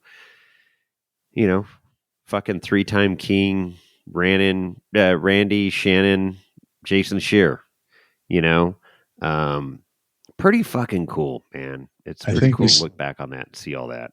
I don't know if it's confirmed or not, but we can probably claim to be the only podcast that's had all 3-time kings on the show. I think that is true. I don't know if Conversations with Big Rich has had all 3. I don't know. He hasn't done Randy. I don't think he's done Shannon either. In fact, I know he hasn't done Shannon. Okay, well, there you go. Listen to that one. Who was our biggest competitor and still a friend of the show was 555 Race there. Trip Nichols. I'm trying to remember his name. What's his real name though? I'm drawing up like the fucking whiskey. Yeah, the Talent Tank. Tank. Oh my God, he listens to this show. He's probably going to blow up. Wyatt Pemberton. Wyatt. Yeah, we ran into him the first time. We met him the first time we were recording at Lasertown with Cody Wagner back in 2020. Video production and everything. Yeah. Wyatt. He did a great job. I still go back and listen to some of the episodes. They're still available. His show was great, and that was. But he had this relationship with a lot of the guys, and was known and was a racer himself, and but he did a great job. I loved his conversations. It was very genuine and off the cuff. Like I'd like to think that we do. We're unscripted. Mm-hmm. We don't we don't have a standard set of questions or anything. Like I say, I literally jot down some stuff that I want to talk about and then let it roll. And campfire talk is what I like to call it. The level of research that I do when we line something up is I want to know the background of the person, where they started out from. So, and I think you do the same thing because you generally do the introductions. Hey, we've got such and such on the show. This person's, won this race, that race, right. Or started this company or whatever, or they've been in whatever, the whole background. Yeah. The build up to the name drop, and but it's been a great ride for the last 5+ years, almost 6 years, and I'm looking forward to the next however many years to continue doing this thing that we do. to your point of that, of like the buildup, I mean, I've developed relationships with these people now, but it's like I don't do the big old buildup anymore, really, for guests. Maybe I should go back to that. I don't know. Well, it depends, you know. I mean, if they've been on the show before, I think that, and this is, you know, secrets, Right. if you will, not secrets, but whatever. It's this, we're an open book here on this Behind the show. scenes. But I mean, if it's a new guest, we certainly want to give them their just desserts and their just, you know, credit. But if it's somebody that's been on the show, you know, like 25 times, you know, Ultra Four Jones or Amber, or, you know, it's like, yeah, if you're just a friend of the show now, we're going to say, hey, You're Amber's just here. a friend of the show. No, it's true. I do my homework. We really pride ourselves on putting out accurate information, and we do get corrected at times. We don't know everything, but And we don't fess claim up to to know it. everything. But I think we have established ourselves where we do put out accurate information and not assuming shit and putting shit out there. So I'm good with that. I can hang my hat on that, put my head on my pillow at night, knowing that we gave it our all. You know, it's cool. And I think we've done a great job. We've delivered the great news, the happy news, and we've also delivered some really shitty news. So with that, let me go forward here because I do have more episodes, and it does get to that one episode, but we're almost there. So I just talked about 157 with Campbell, Waylon Campbell, Prairie City. 163 was Glacier Girl with Nick Bailey. That was a fucking fun episode. That was 2 episodes. Yeah, it was 2 episodes. I think. Was it? One? I believe we had part 1. Well, it was the rest of the story was later on or something. Yeah, we did a circle back with him. But that was a cool episode and great recovery. And Nick's another humble guy out there, even though he drives a fucking Toyota on tracks, which makes it cool. But he's got a wealth of knowledge and super chill guy. He's a good friend, and we own a Starlink. I'm glad to call him a friend. Yeah, he hooked us up with our Starlink. That bonus episode, KOH Shit Show, was somewhere in that mix. So it doesn't have a number, but it was a bonus episode of like January of 23, I think you said. Sounds about right.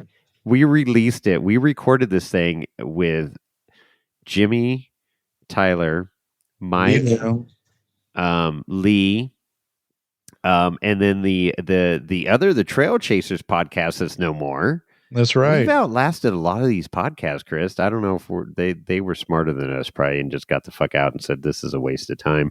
But Snail Trail and us are still at it. Snail Trail's putting out like 16 episodes a week or something. Something we do one like a week. that. They're up to like episode 16,324. I think so. I lost track. I can't keep up anymore. I try to. I can't. But that shit show podcast with all of us, I don't know. We sat down in the Taj Mahal and Kobe's Taj Mahal camper, and we were all fucking hammered, and it was and I was not. I was stone sober that night. Oh, bullshit, dude! I didn't literally. That was my sober night. I didn't drink. Bullshit. Okay, whatever. You were stone sober. I was stone sober. Well, if you listen to the episode, you were the soberest one. I hadn't had a drink at all that episode. Nope, nothing. I had nothing that day. What was going on? Were you on medication or something? No, every week, every time at KOH, I always take one night as a sober night. Well, that's a stupid idea. Well, I don't think I was sober any What nights. happened this year? I didn't have a sober night. Well, that's not true. I did take it easy. I did drink, but I didn't get drunk. There was angry grandpa day. KOH this year. That's my life. But that was a great episode. There was a lot of freaking mumbling and freaking. So we didn't release that for like 9 or 10 months later because almost. Well, no, it was like it was like 11 months. I didn't want to release it. I previewed it. And I'm like, no, all of us. I had to chop some shit out, dude. I was like, there definitely was some cutting floor. That had to be cut. Yeah, and that'll never. I mean, yeah, somebody's that'll never see the light of day. It got erased, burned, incinerated. Enough of that. Okay. All right. So then, so listen to that episode somewhere around January 23. 173, episode 173 was SXOR. So I got to find the out, first time. about, the first time with them. I think they've been on for 3 or 4 times now. But that was cool learning about their operation and the origins of my buggy. 179, the Wong Way with Dave. Oh, Amos. yeah. That was fun. We interviewed him right before he won Trailbreaker. And then he ended up winning. But he was calling me, he goes, yeah, Chris, it's fun to be here. And he called me Chris. And he and I have not physically. You have never met him, huh? Well, I mean, I've seen him on the show, and we interviewed. Yeah, together. but you haven't like face to face shook No, his not hand, yet. met Not yet. Dave. Well, I've got a poster that he had at Trail Hero last year. Not this past Trail Hero, Trail Hero before. That he signed, and he goes, to Chris, my biggest fan, and it's hanging up in my garage. Oh, perfect. Should be in my That's a running garage. joke. Anyways, Dave's a great guy. Does some incredible shit on rocks with a rock buggy. If you don't follow him, make sure you follow him. And he's got the cleanest car out there. His car is just immaculate all the time. 182 was wrecked gear. Got to meet Bronson and Jess. Bronson and Jess. Wheel with them, and I mean they were all in and charging hard and got shirts and stickers. Was that the YouTube channel, Wreck Gear? YouTube channel. And one of his last episodes, thank God he got it out, but it took a year in the making, but he did the wrecked rides on my buggy. Oh. And did an awesome job documenting the buggy and its history and everything. And that was super cool. So thank you, Bronson. I don't think you listen anymore, but if you do, thank you. We miss you guys out on the trail. You were a lot of fun to wheel with. So they moved on to Harleys now. Oh, so And they I've just had sold, friends like their that. buggy and everything, and We've had friends like Ira and Lori, like big into 4-wheeling and then stopped. Then they were big into shooting and stopped. Now they're into mountain bikes and bows and arrows. And and bow and arrow and stuff. And it's like, I guess they call that archery. Yeah, or it's called archery. Cowboys and Indians. But I don't know. Maybe it's a problem. I like do a bunch of shit. I don't give up on one thing. I just do something else and do it while I do something else with something else with something else. I'll shoot arrows out of my Jeep while 4-wheeling on trail. I don't know, but I have never given up on something, just cold turkey, just and moved on to the next thing and started a whole nother. But maybe I should. It would probably save me a lot of money. Hey, you probably wouldn't be broke. I would be broke in Minden. Oh, well, thanks for reminding me.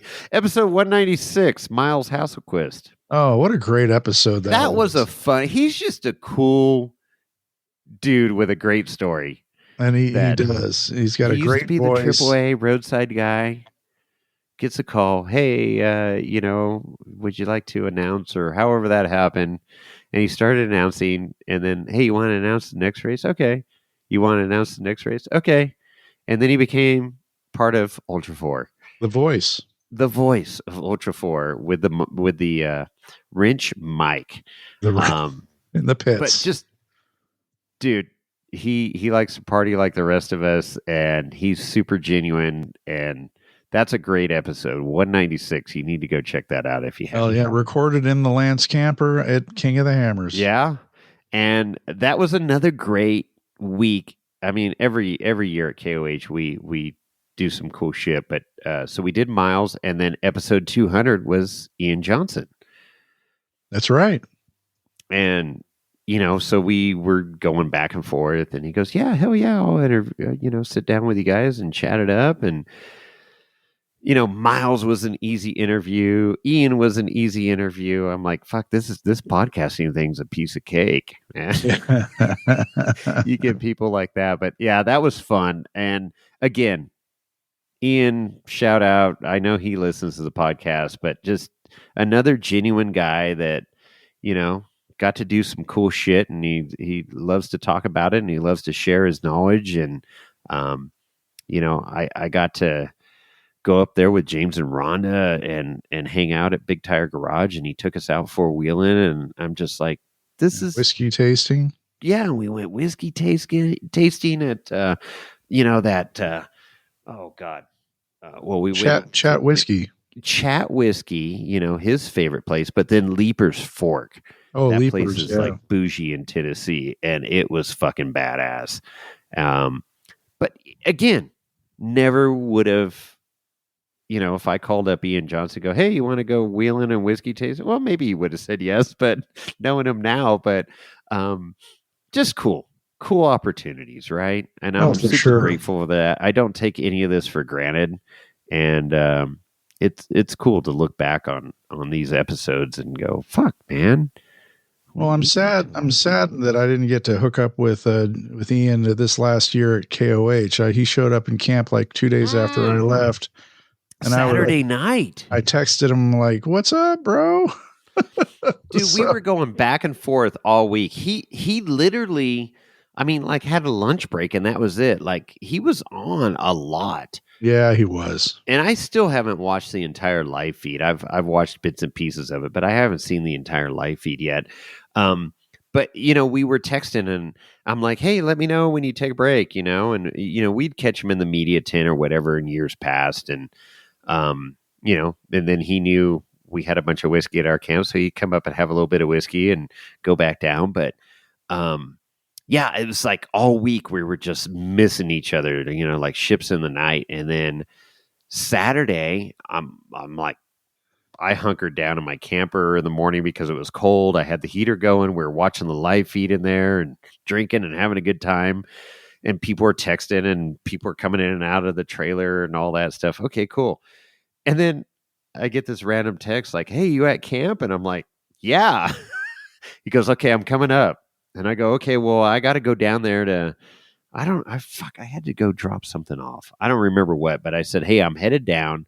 And I met him at Warren booth. And Justin was there, Factor 55, Warren, Justin. And yep. Anyway, so we walked back up to camp, and then there was a bunch of people in my camper or the enclosed trailer because that's where the bar is, and the race was going on, and shit, man, that was a good time. It was just totally random, but I thought he was done for the night. I thought, okay, cool, you're gonna unwind, have a couple whiskeys, and call it a night.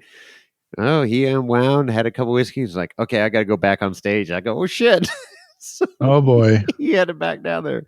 But just cool shit, man. Just, I mean, that old, Saturday Night Live skit of the cowbell, and put my pants on one leg at a time. I mean, they're people just like you and I, and just like to have a good time and hang out. But I'm just, it's cool to have those relationships with people that have done some shit, I guess you could say. Oh yeah. No, they're all gearheads, and they're just like, to some degree, just like us. Just have bigger, more famous shows successful. Or whatever. More successful, yeah, whatever you want to call it. So, okay, yeah, for sure. Hit the high note there. Now we'll hit the low note. Episode 212 was Moonrocks, the tragedy there, with that rollover. Yeah, and that was the hardest fucking podcast, man. It was rough. Talk about a tough interview where you're just, we had a couple conversations and we're like, do we do this? But we're like, this is real world shit. Yeah, this is stuff that happens. This is unfortunately one of the aspects of our sport that's dangerous. There is an aspect of danger to it, no doubt. I mean, for sure. I mean, you can sit on your couch eating bonbons all day and be safe watching your YouTube channels or whatever, but you got to live, man. You got to live. And this was a tough one. And he was like, we should do this interview. We shouldn't. And then finally it happened. And it was obviously a trying episode. But it was important to get the correct information out there because there was a lot of keyboard fucking warriors putting all this shit out there, and shit happened. Shit went south, and it could have happened to any of us. Yep. And that was the point that we were trying to make. Is like, dude, buckle up, be safe, make good decisions. learn from this, please.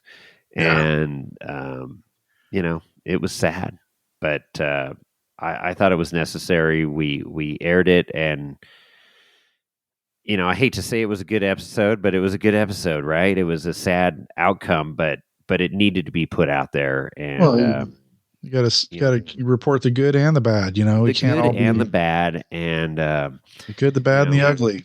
Yeah. So yeah, that was a tough one, but we made it happen. Moving on, episode 239. Back with Bomber Fab, Randy and Amber.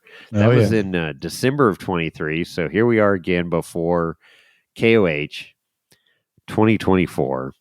And Amber got to run the 4800 car in the 4400 class. That's right. So that was her first, she got to run her Samurai. And Randy won. Right. In the 4800 EMC day overall. And then she took that same car, put the book under the seat, changed the tires, 37s, and shock package, and got to run it the next day with the big boys in the 4400 class. So she didn't change the shock package. It just she just put 37s on, and that was it. Oh, you're right. It was just tires. Yeah, you're right.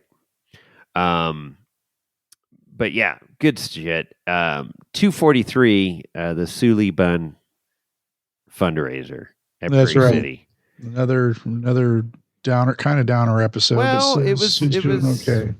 It was for a great cause, but yeah, a sad situation for raising money. But you were there. Unfortunately, I was not. But and it was a miserable day, rainy, wet, but the turnout was incredible, which really spoke volumes of how much our four-wheel drive off-road community supports each other. Oh yeah, and we're resilient folks. We've been in extreme weather and extreme situations. I mean, like we drive over rocks for fun that put us in very precarious situations, and that's what makes it exciting for us. But the common folk would look at us and go, "You guys are fucking crazy." And yes, we are crazy, but we're living, man. We're enjoying life, and albeit at 2-4 miles an hour, but it's some cool shit. But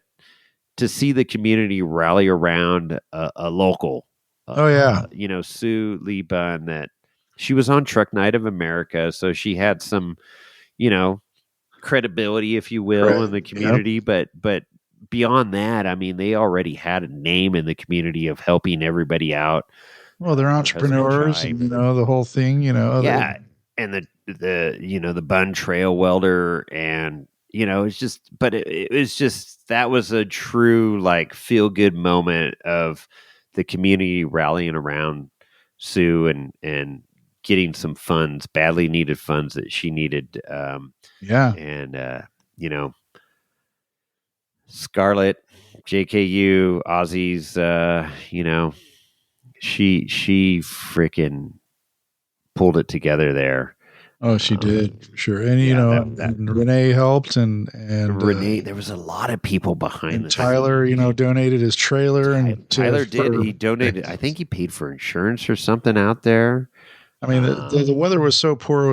I was glad that they had that trailer and all the easy ups. But I mean, having all the prizes for the raffle and whatnot were in the trailer, but yeah, I mean, so many people, like you said, came together to make that happen. Kelly was she's the one, Scarlett, JKU. Oh, she was definitely the key person. She was the key to that whole operation, and got to give her credit. But yeah, what a cool deal. And she, Sully Bunn, she's like, I interviewed her last year at KOH. Yeah, she was very forthcoming with everything, and some people just crawl into a little hole and like, oh, I got this figured out. Well, no, that's a mental mind fuck when somebody says you got cancer and or any disease, and she's very open about it and very positive. Well, it's you have to be mental. Your mental situation needs to be positive The because mental game is huge, and I've seen it. With even a lot of people, in the country club scene, older members and stuff, and the ones that had a positive attitude somehow freaking ended up okay. And the ones that were just like, woe is me, I'm gonna just curl up in this corner. Yeah, it's not a good spot. It's very difficult. But man, what a ray of sunshine there, and to see her go through this, and the support of the community. oh, for sure. And her fundraiser. I think the GoFundMe's still running. I know the link is still in the show notes. I put it in every Yeah, you put it episode in show every notes. show notes. So if you haven't heard about it, if you haven't donated, click on it. If you can still donate, your donation would be That's so much cool. appreciated. And yeah, there you go. So Absolutely. So, 244 was Jason and Jason. Jason Shearer and Burger. Yep.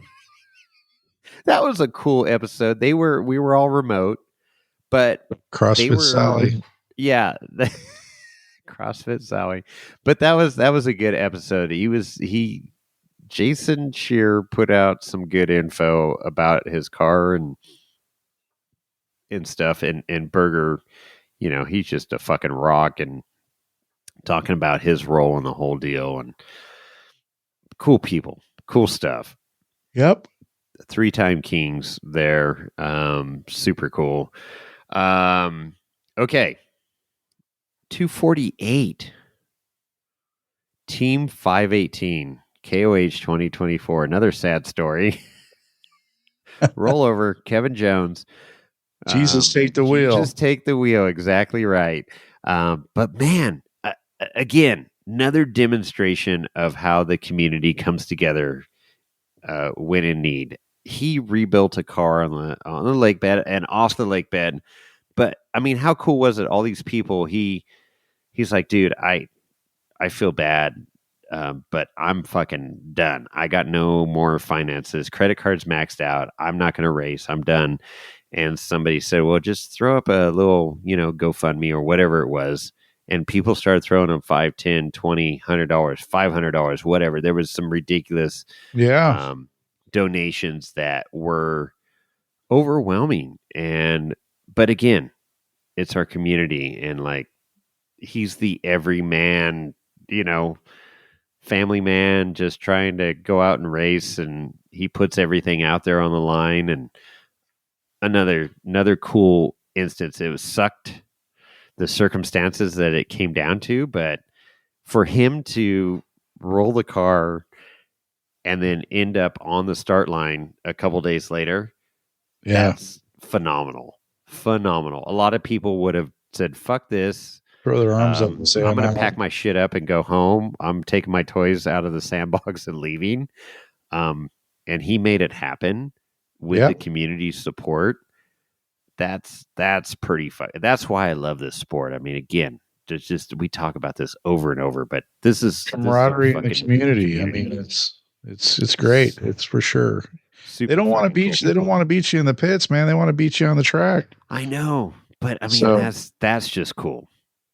Episode 258 and 59 was Maximum_Max from Mike and Max's podcast. His triumphant return to the internet. He returned. He lives.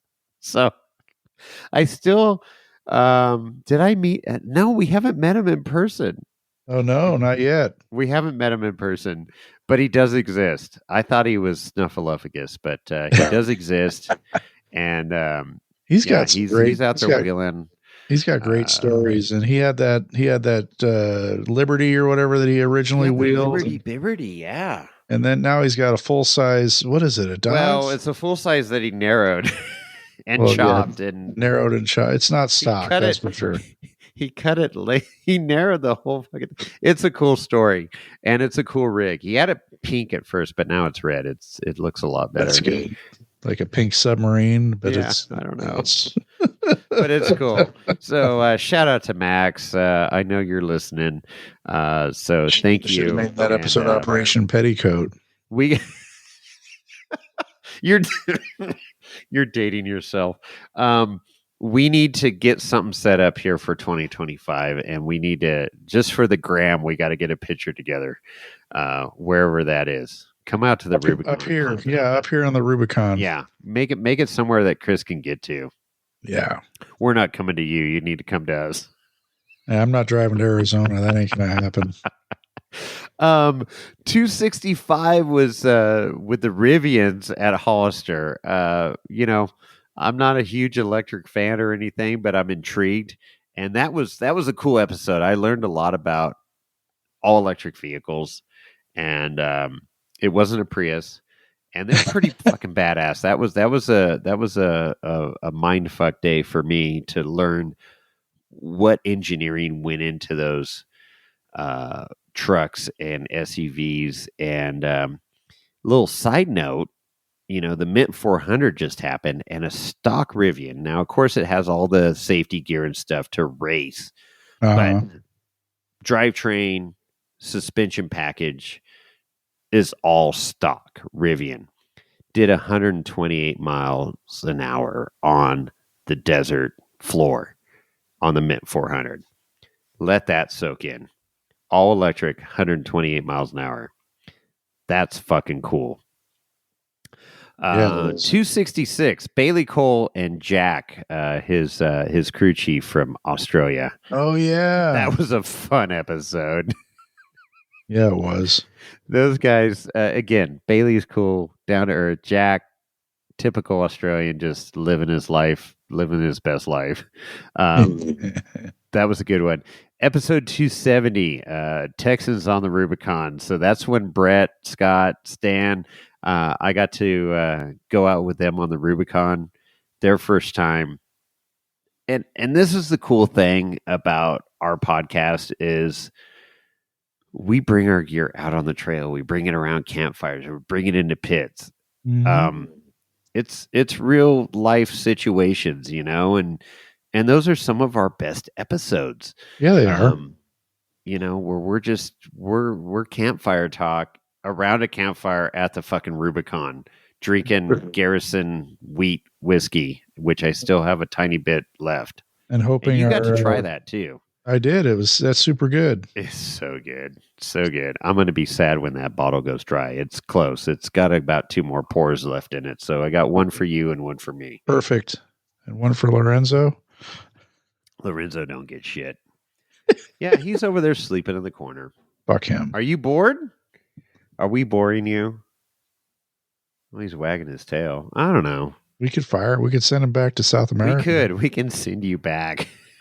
We'll send you fucking back to the freaking where we got you and back to the hood. Back to the hood. So yeah, that was cool. And again, something else that never would have happened. Nobody ever would have called me and go, "Hey, what's about the Rubicon? Would you like to join us?" Yeah, call me up, DM. I'm an hour and a half from the Rubicon, and if you're coming from across the country like Texas and shit, or Pennsylvania or whatever, and Wherever. you've never been on the Rubicon, I'd love to take you out there. I don't take it for granted. Every time I'm out there, it's special. But I got to run it like 9 times last summer, and that's pretty fucking cool because there's people that, it's a bucket list item and they've done it once, and it's a major trip. It's a 1-2 week trip to get out here and run the Rubicon and get back home. So, if you're doing that and you want somebody to kind of guide you along, let me know. Yeah. Email Chris at Wheeling Wine and Whiskey. That's at Wheeling Wine and Whiskey on the IG. That's right. 279, which was a more recent episode here. Miracle Trust with Corey. Well, that was recorded. And we had Jake Hero. White from Cardo Tracks that is in the process. He's been building his for a while, and he's in not Tennessee, Alabama. I think he's out of Alabama. Shit, he's probably yelling at me right now. I think it's Alabama. Anyways, somewhere over in that area. But he's about to get this thing, closed in. It's been a long process. They call it the monstrosity in his neighborhood, and it's actually a really cool fucking building. But check out Jake White's Cardo Trek page. He's got a neighbor that hates it, huh? Yeah, there's a neighbor. There's a Karen that called it the monstrosity. So Jake actually on Google tried to give it the name monstrosity. So I don't know if it's going to stick or not, but that's awesome. But anyways, good stuff. And old Ricky Berry was there from RCV, who also built a Miracle Trust building, and he got his done. That came out really nice. But that was a cool episode. That's the building of my choice when I get the fundage to do that. Hopefully next year or later this year. But just super flexible system to design the shop or shouse if you want a shop house or a barn dominium or whatever. It's a cool setup. That was a fun episode, 279 with Miracle Trust. So cool. You recorded that at Trail Hero. Yeah, we recorded that at Trail Hero in Carlos's Taj Mahal motorhome because it was hot as fuck. And I'm like, Carlos, do you mind if we use your motorhome? Because you got not one, but two air conditioners and you got a bigger motorhome. So he happily obliged. So thanks, Carlos, for letting us use your luxurious Black Betty, as he calls it, nice motorhome. I'd be remiss if I didn't shout out to the people that have helped us make this podcast come together. Tyler, even though he drives a Toyota, but he's helped us with our internet, web hosting, all that back end shit that I don't want to deal with. I don't understand I kind of understand how it works, RSS feeds and all this stuff, but he taught me how to do all the posting and all the stuff that needs to happen to make it happen. So, right. Yeah. So, I mean, that's cool. So Tyler has hosted us and we haven't forgotten about you. I know you're busy with the little one and all that stuff and doing a business, that's doing pretty well. Apparently he's can afford to send us 150 ducks and a bag of dicks. So 300 ducks and a bag of dicks. Johnny from Dirtbag, who's no longer in this country anymore. He left the chat. He's in fucking Spain. I'm out. He tapped out. Good for him. They're living their dream. Freaking awesome. But obviously, with modern day technology, we still keep in touch with the phone and internet. And he just set up a new. We're in beta testing. Yep, for a new storefront. Set up a new storefront for us. That's actually really cool. So the struggle with a small operation like we are is, you want to provide swag, and you want quality swag, but you don't want to invest tens of thousands of dollars in swag to have an inventory that just sits there. And then you end up with like 16 small shirts that you thought you were going to sell that you didn't, and some pink halter tops that you were hoping girls were going to buy that didn't. Or bikinis, Wheeling Wine Whiskey bikinis. Yes, we need to do that. I think be careful what you wish for. That she's always rocking bikinis on the trail. Who? But anyways, so Johnny set up a storefront that's basically you order it, they make it, and send it. Yeah, it costs a little more money. We don't make as much money, but we don't have overhead. The big overhead, exactly.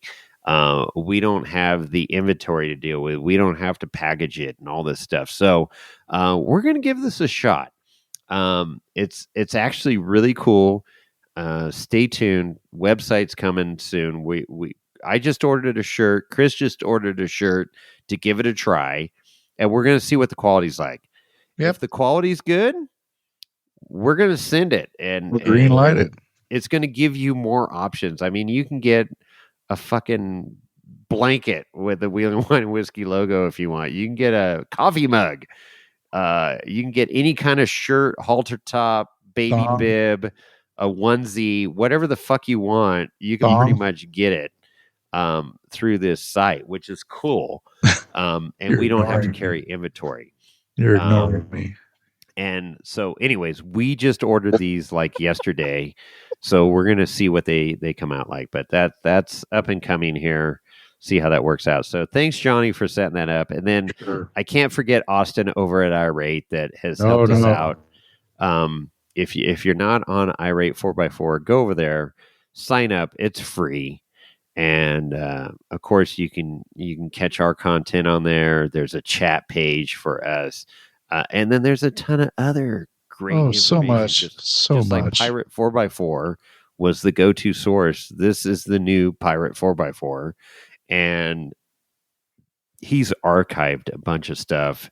And Austin is on it, man. And I was so glad he got to come out to KOH this year. Him and a buddy flew out at the last minute, rented an RV, camped with us.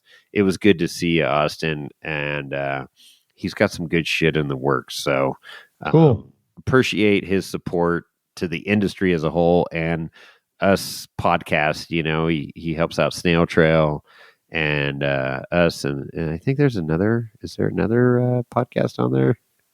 I haven't been on there in a while, but it's cool to see him supporting the community. So, yeah. Is there anybody else we need to shout out? I hope I didn't miss anybody. Well, don't forget Jimmy Jett. Well, Jimmy Jett has helped us out as well. Yes, part of Snail Trail. He's the good part of Snail Trail. But he's working with us with our media packet. I give him some bottles of whiskey, and he helps us out. The only two podcasts on there are us and Snail Trail. Oh, see, there it is. There was a third, but it went away. Okay, so, yeah, and then I got to thank you, Chris, for all the camaraderie, and you have edited all 318 episodes. And you do the legwork in the background. We each have our strong points, but you enjoy that, and you do a good job, and you come up with these great titles. So thank you for your dedication. And honestly, it's pretty remarkable that we made 300 episodes out of just a little pipe dream around a Barrett Lake campfire. I know, right? No, thank you. I mean, it's been a great ride for 318 episodes. You said 300 official numbered episodes, and hopefully we can make another. I don't know if it's going to be another 300, but we'll keep going until we decide not to keep going. Hard to fathom that. But cheers, my friend. It's another been 6 years. Cheers. It's been a great ride. Thank you. It has been a fun ride, and yeah, we'll see where this thing goes. We'll keep going. As long as we have fun. That's what we said from the beginning, right? If we stop having fun, we're going to shut this shit down. That's right. But we're still having a good time. We still got, and what keeps us going, honestly, or at least for me, I don't know, Chris, I won't speak on your behalf, but getting the messages and the voicemails and the, DMs and the reviews that, hey, huge fan, been listening for years, and that's what keeps me going, because at times it's like, seriously, it'd be real easy to say fuck this shit, and I got to spend my time on other things, but it's been a cool ride. It has, and that keeps us going. So. And for me, the worldwide reach, I mean, that's one of the things that just completely floored me when we started seeing the analytics, for the shows, and seeing that we had listeners, not just in the United States, but throughout the world, all the way to Australia, New Zealand, Middle East, and sometimes in Russia and, People Europe. That don't even speak English. How are they listening to our podcast? Is there a translator or something? Well, I don't know, man. These phones nowadays do real-time translation, so who the fuck knows? But I mean, it's Or maybe they just like our silky sounds of our voices. well, because we have voices for radio or faces for radio or whatever you want to call it. But I don't know. But I mean, that's the thing that I didn't even anticipate when we started the show is No. to think that people throughout the world would be listening to us. It is. And when we get our first text message or email from the cosmos from some alien, race, to be like, hey, we love your show. We're up here on wherever the fuck we are. That'd be kind of cool. Uranus. Uranus. Yeah, perfect. So yeah, it's been a good ride, Jason. Thank you for your for doing all the stuff that you do, and we'll keep on going as long as the listeners want to hear us. Let's do it. As long as the power stays on up here at Minden, we'll keep this thing going. What happened? Where'd you go? I'm here. Your lights just went out. I'm cranking my computer right now. I stopped turning it. Sweet. Right on. Well, good shit. Well, yeah, you want to, you like the podcast? You've listened to all 300 episodes. Phone in. Let us know. What's that number, Chris? That's 408-800-5169. Again, that's 408-800-5169. Call in and leave a message. Lorenzo will most likely play the episode on the air, or not the episode, but the voice message on the air. And the other ways to get a hold of us, you can also email us, jasons@wheelingwinewhiskey.com. I am Chris at wheelingwinewhiskey.com. You can also, as I mentioned earlier, catch us on the IG, which is at Wheeling Wine Whiskey. And like Jason mentioned before, there's new exciting things coming on our storefront. Hopefully it'll be exciting for all of you, and we'll see some jump in sales for people getting, koozies and shirts and hats. We need money. We got to generate some money from this thing. Thong panties, whatever it is you desire. So we gotta pay the bills. So that'll be coming up soon. www.wheelingwinewhiskey.com.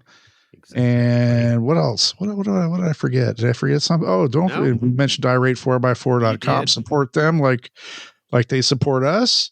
And $5, $10 or $20 tier. Yeah, we need money. We really do. This isn't a joke. We really need help. We're desperate. The podcast is hanging on a twig, to be honest. Jason broke all of our recording equipment, and we need to buy new stuff. Shit's going downhill. We're almost down to tin cans and string here between Livermore and Minden. So anything you can do to help us out, we'd appreciate. But no, seriously, it's fun. We'll keep doing it, whether you support us or not. But we do need money. And we love all of our listeners. We do. We really, really do. It's like, fuck. Where are you going? He's going to CVI. He's going to try and win us some money with $20 at CVI. Well, good luck, Lorenzo. Tell Lorenzo to go back to bed. I won $10 the other night on a penny slot machine. That's what I was at Cache Creek 2 weeks ago. I lost $100 and I was pissed. Shit. All right, man. Good shit.